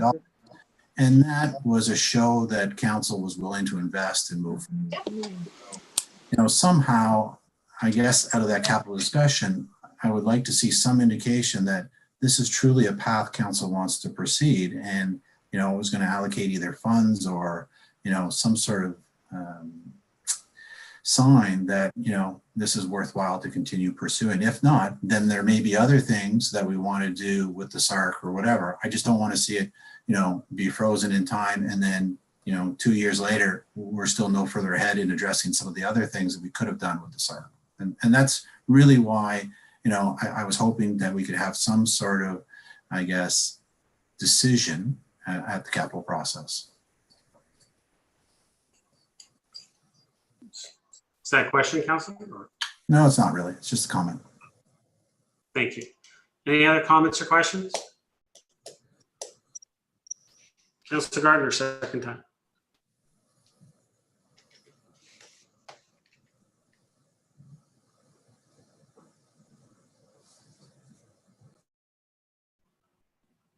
You're on mute, Councilor. Was that on mute too? The other part?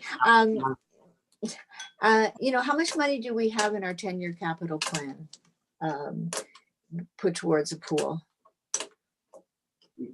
Ms. Wainwright Van Kessel, or?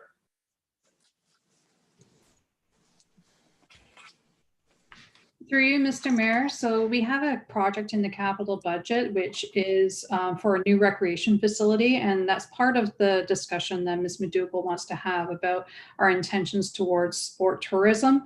So, and understanding where we want to go with that, because that capital project at this time, we do have some preliminary money that was included in the budget and has already been approved.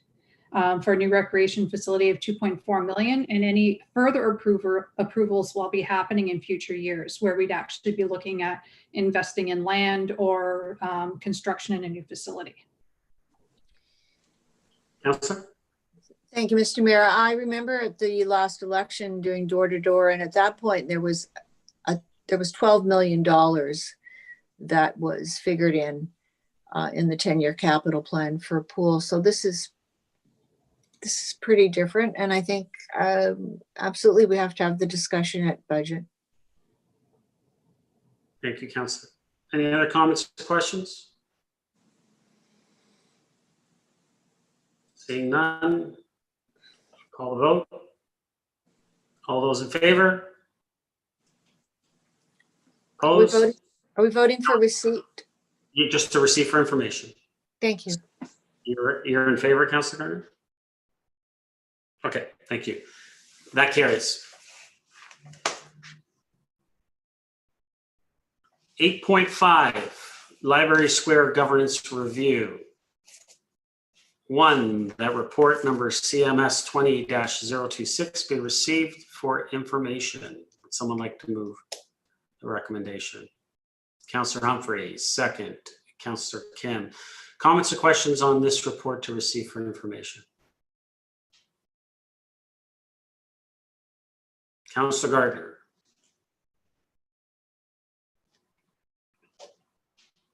Oh, you're on mute, Councillor. Not having a good meeting with that. I mean, there's a lot of good information in here.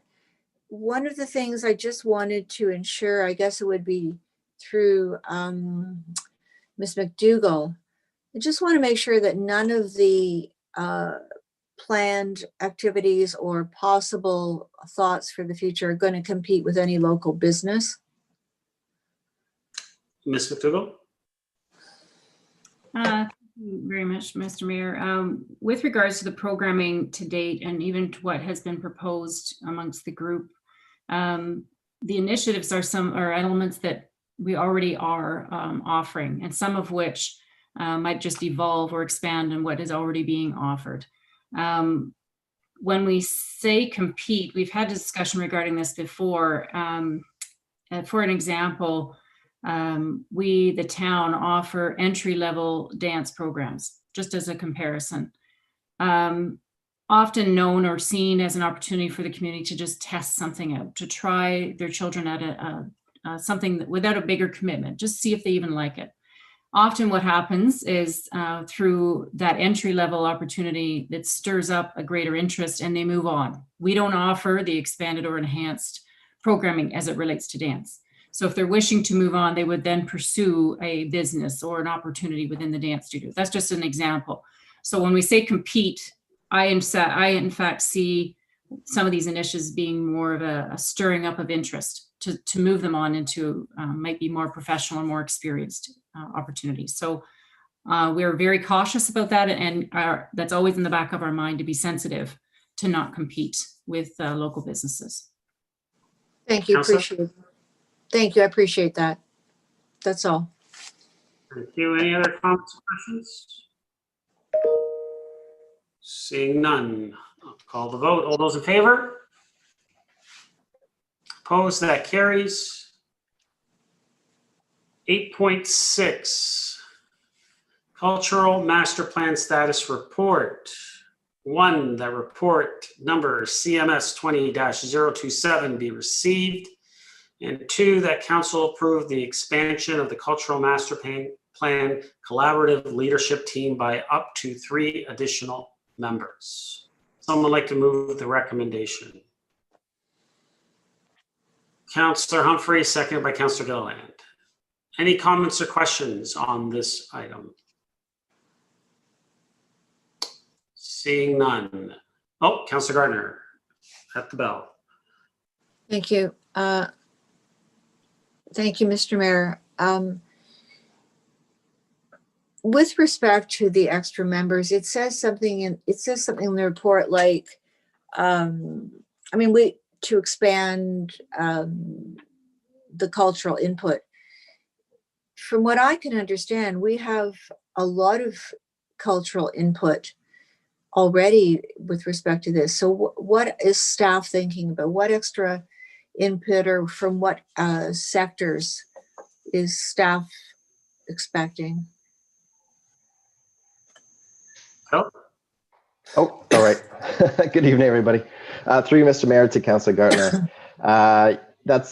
It's very true. We have a good representation of the arts and culture industry and the sector on the committee or on the team currently. However, we have noticed that specifically, if you think of music and live theater, there's a couple organizations that aren't represented. So if we were going to put a call for additional members out, it would likely target live performance, specifically in the music and theatrical production side. Of course, that is dependent on whether or not those organizations actually take up the call and join the team. But that seems to be probably the only gaps that we recognize at this time. Thank you. Thank you. I did see that gap. So it can be service organizations, not-for-profits, or business for-profit groups. Through you, Mr. Mayor. That's correct. Yeah, I mean, in the other, I guess the other gap we might recognize is that independent artists in the community. So we currently have predominantly not-for-profit cultural organizations that are represented. But of course, independent artists, whether it's of any, I guess, genre or medium, they're also not represented. And I do know from speaking with the Community Advisory Committee recently that there was an individual from that committee who is an independent artist who works in the education sector who was interested. So I could potentially see somebody like that as well. But right now, and I imagine it's mostly going to be representatives from not-for-profit cultural groups that come forward. Thank you. And we could always invite an independent artist or a member of SOIRA. We could always invite them to make delegations to the group. Phil? Through you, Mr. Mayor, that's correct, Councillor. Okay. Thank you, because would be a huge committee. You're not worried. You don't seem to be worried about that in the agenda item, but you do mention it. Through you, Mr. Mayor. Certainly, I mean, I think you're right. In order to have a committee that works and is, able to put into action some of the recommendations, or even putting together the culture master plan itself, I think oftentimes you want a committee that is of a certain size. So certainly cognizant of the fact that if we get the committee to be too large, if we add the additional 3 members, that'll make it 12. So I imagine we may have subcommittees within the larger leadership team as we go forward, just to make sure that we're not there's not too many cooks in the kitchen, so to speak. Councillor? Thank you. Thank you. And of course, more representation is better, as long as it's not overlapping, because we do want to hear from everybody. I like the idea of subcommittees. Sorry, guys, that's my cricket. I do like the idea of subcommittees. Thank you. Thank you, Councillor. Any other comments or questions? I will call the vote. All those in favor? Opposed? That carries.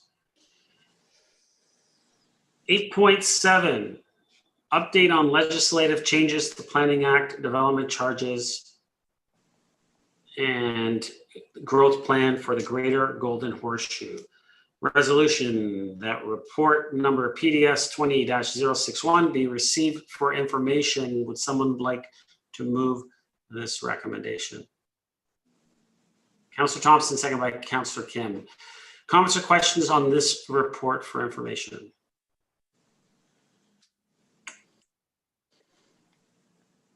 Councillor Gilliland.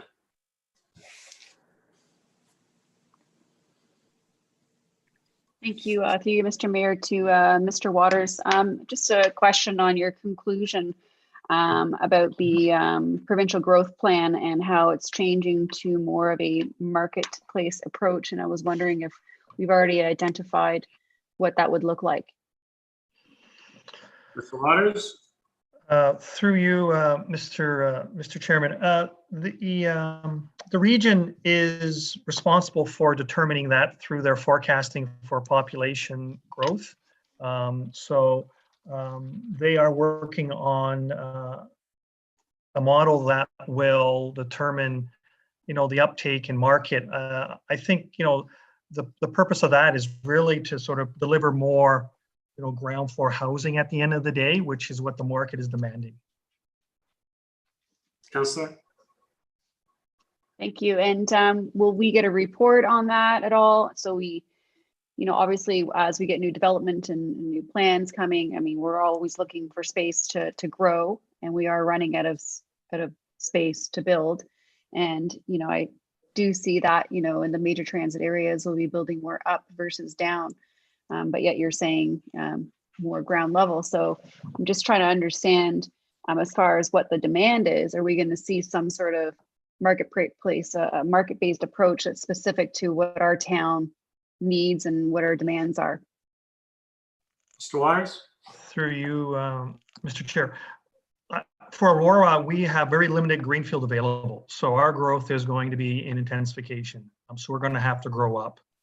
That there's no doubt about that. We do still have a few available properties, but you know, they will eventually will go for ground floor housing. But the majority of our growth over the next 30 years will be infill and intensification.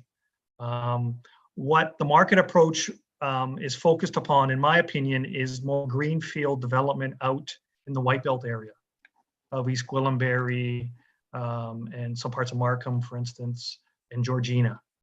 That's, I think, where the focus is on market-based housing. But for Aurora, you know, as you said, and quite correctly, we are going to be growing up over the years. Councillor? All right, thank you so much. Appreciate it. Thank you. Councillor Thompson? Thank you.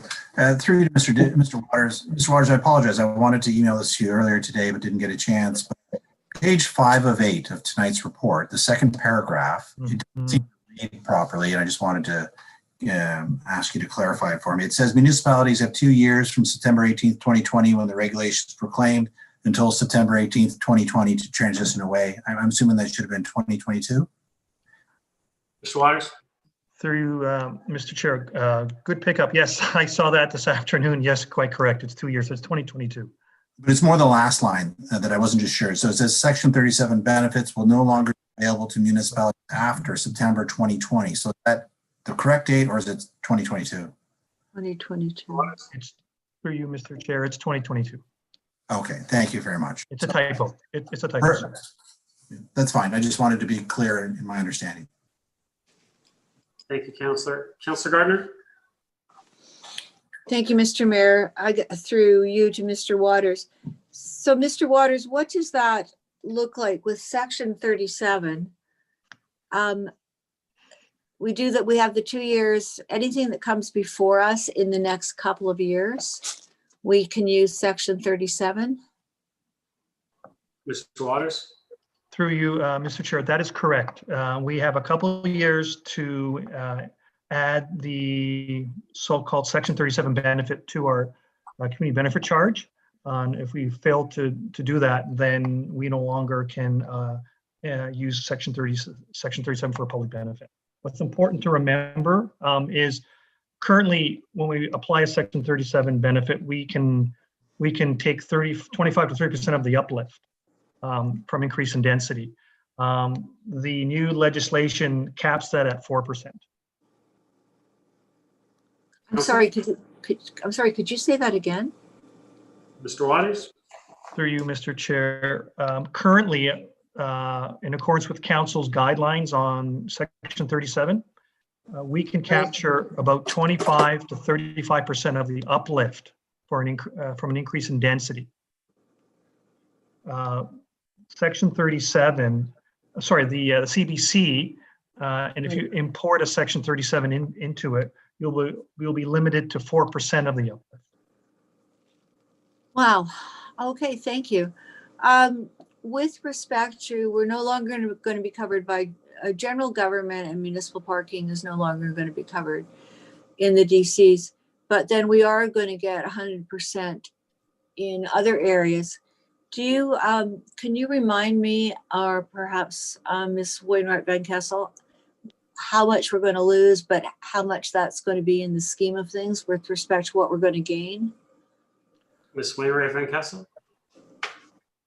Through you, Mr. Mayor, I do not have the numbers specifically in front of me now, but any of these services that are soft services that remain as part of the development charge, we do no longer need to have the mandatory 10% discounts. That will be removed from the development charge. So that means we'll be able to collect more on those items. Right. For the two service areas that we lose, The general government includes a number of things, which include studies, master plans, and items such as those. So we will not just be looking at whether these items specifically move over to a community benefit charge, but also looking at, do they also fit within other sections of the development charge? So for example, a transportation master plan could be recovered through the roads development charge. So we will be taking a more comprehensive look at it as we engage our consultant to be able to help with this. Thank you. Thank you. Sorry, was there something in here about parkland dedication? Mr. Waters, I can't seem to find it. Through you, Mr. That is correct. I believe it is on page 3 of 8. Thank you. Can you explain what this means to us? Mr. Waters? Through you, Mr. Chair. Yes, if the town decides to take an alternative rate, they have to go through a public process, which is appealable at the end of the day. The 1 to 300 that we're currently employing now, we don't see that changing for the town of Aurora. What council could consider, and I believe Richmond Hill has done this, is take less parkland in the intensification areas to facilitate, or attract development in that area. But we're not going down that road at this point in time. Thank you. And just to make sure I understand about market-based rent, so that is basically the law of supply and demand. We provide what the demand is. Mr. Waters? Through you, Mr. Chair, I assume, Councillor, you're referring to market-based housing. Yes, I'm sorry. Yes. So yes, you're quite right. It's to provide a greater variety of housing that's demanded by the market in the short term, in terms of providing more of that ground floor housing, whether it's be townhouses or singles or semis, in order to create more or to provide more urban expansion in those white belt areas. Councillor? Thank you. So where does affordable housing come into that? Does it come into that at all? Mr. Waters? For you, Mr. Chair, it's not really part of this of these changes that are before us. Councillor? Thank you. Thank you. Thank you. Any other comments or questions? I'm just going to add that while there's some changes in what's being proposed, and from development charges to our parkland, cash in lieu, all the things that are being presented to us. One thing that has not changed is that even though they've changed it from targets to minimums, the one thing that has not changed is that regardless of whether it's a major transit station area or a downtown core or anywhere in our town, as previously, we can maintain our height restrictions and still meet the minimums and even actually go above and beyond while maintaining the character of our community and those height restrictions. So I'm pleased about that, and I'm sure our whole community is pleased about that as well. So with that, I will call the vote. All those in favor? Opposed? That carries. Council, did you want to take the health break, or did you want to push through? Let's push through. Push through? Yeah. Okay. 8.8. Application for site plan approval, Luxury Railings Limited, 125 Engelhard Drive. Resolution is 1, that report number PDS 20-066 be received. 2, that the site plan application file SP 2019-11 to permit the development of a new industrial building be approved in principle, subject to the following conditions. A, resolution of all outstanding comments and requirements from internal departments and external agencies, including the Region of York and the LSRCA, to the satisfaction of the Director of Planning and Development Services prior to the execution of a site plan agreement. And B, execution of a site plan agreement. Would someone like to move the recommendation? Councillor Thompson, second. Councillor Gilliland. Comments or questions on this one? Councillor Gilliland. Thank you, through you, Mr. Mayor. Just a quick comment that I just want to say that the developers did a really good job making some amendments from what the accessibility committee had asked for in regards to parking. So I just want to commend them for making those changes that were recommended. And I look forward to the moving forward with this project. Thank you. Any other comments or questions? I will call it. All those in favor? Hands up. Thank you. Opposed? That carries. We have no notices of motion. New business. I will start with Councillor Gilliland. New business? No? Just skip me. I'm not prepared. Sorry. Okay. Councillor Gardner, new business. Nothing tonight, thanks. Councillor Thompson, new business. Councillor Kim, new business. Oh. Councillor Humphreys, new business. Yes, through Mr. Mayor, I just wanted to just provide my thanks to David Waters and his team, the planning department. I know that there was a little bit of a rocky start with some of the work throughout the neighborhoods of Johnson, Holman, and Bailey, but quickly they've come together. And I just wanted to say, in particular, the people on site, Jeremy and Glenn, along with Anka, have really been the face of Aurora.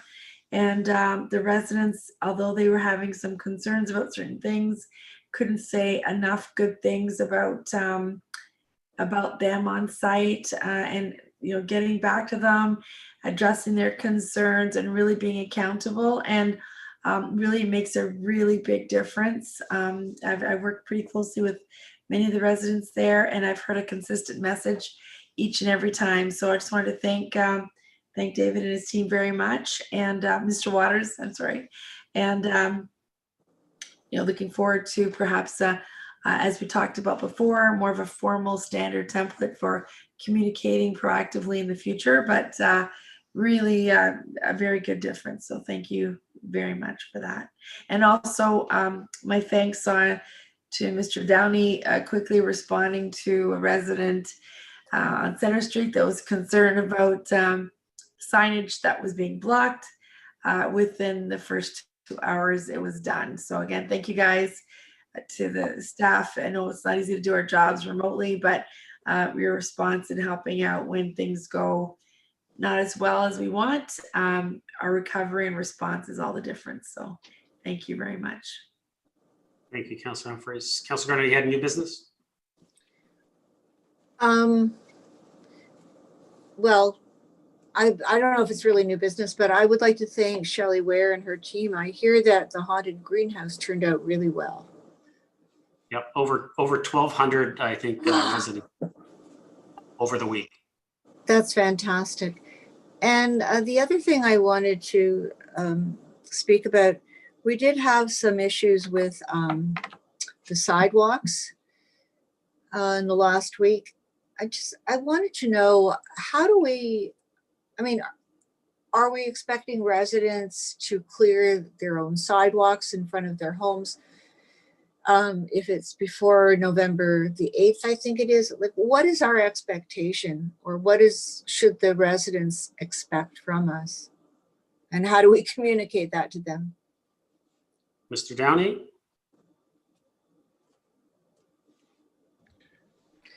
Good evening, Mr. Mayor. So service levels have been identified and approved by council with regards to maintenance levels for sidewalks as well as roads. For sidewalks, there's two thresholds: 5 centimeters of snow or within 24 hours of the end of the event. In particular case, on the weekend, the sidewalks were clear within 24 hours without having to put machinery on the sidewalks. Councilor? But I think some residents thought that we would be doing work that we really don't have in our contract to do. And from my email with Mr. Downey, this service level has been going on for many years, because it's no fun for counselors to get complaints from residents. So is there anything that we can do so that it's communicated clearly when our service starts? Mr. Downey? Or any other ideas, Mr. Downey? Certainly, through you, Mr. Mayor. So the contract that exists right now was in 2014. It's a 7-year contract. It will expire this spring. Certainly, council can expand the window in which they wish to have a response. So if you want a response before November 6th, you certainly can have a response before then. It would have to be written into the contract, and it would have some monetary impact.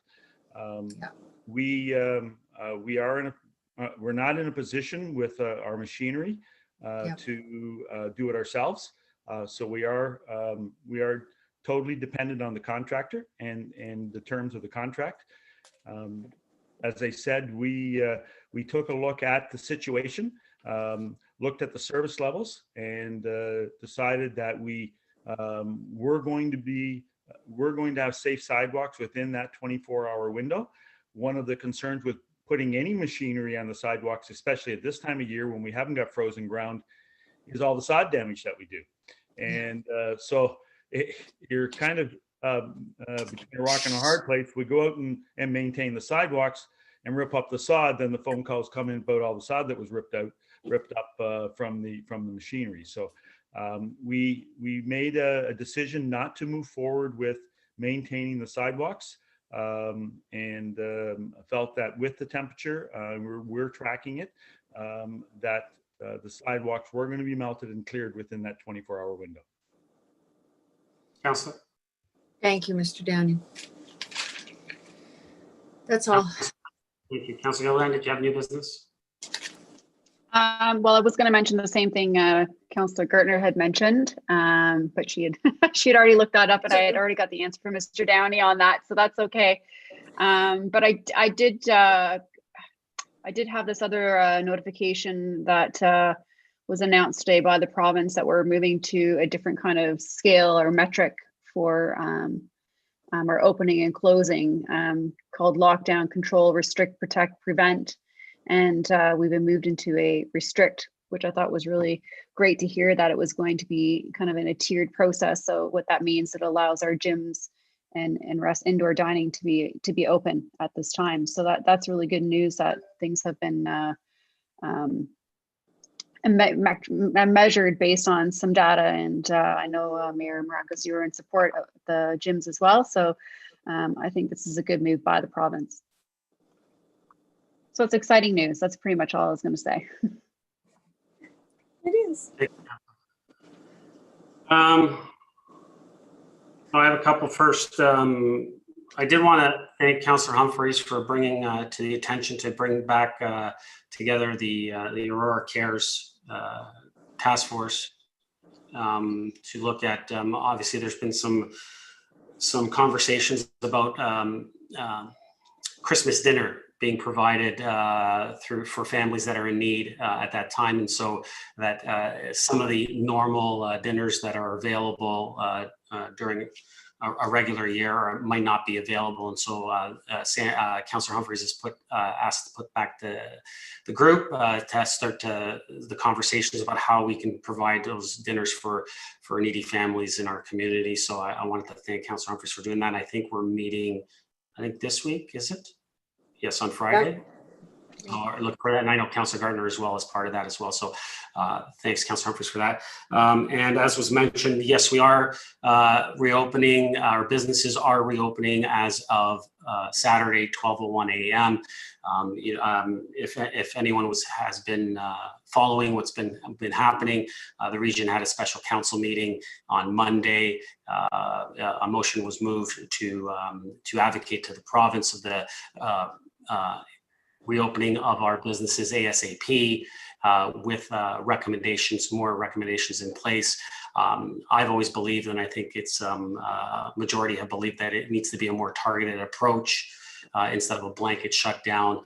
We need to be able to provide our businesses an opportunity to continue to operate while providing a safe environment for our residents and our community that limits and minimizes the risks of transmission. And so the approach that the province has put out, we discussed it, we looked at it. I think it's a fair, balanced approach.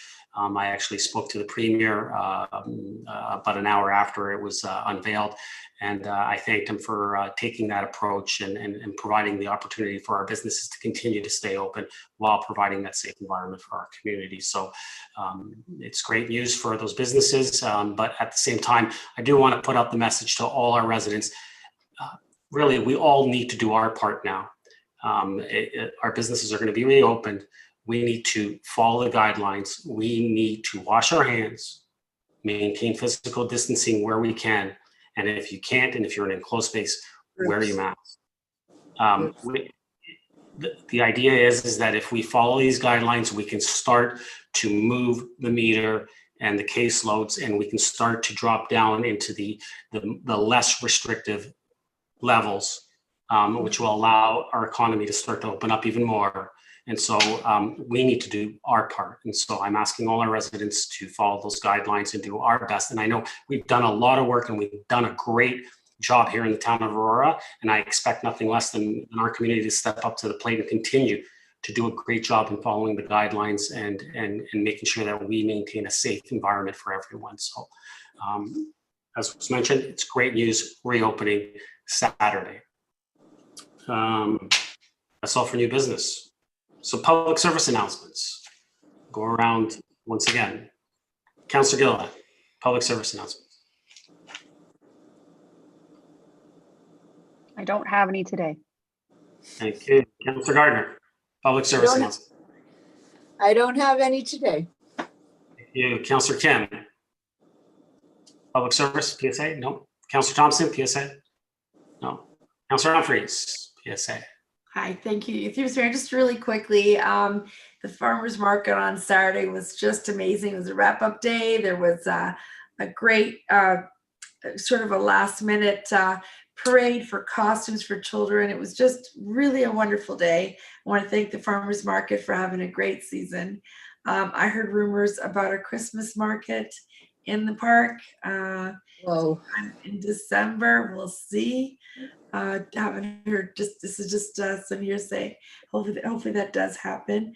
Also, just want to mention that the flags on Yonge Street are looking really wonderful in terms of paying tribute to those who fought for our freedom.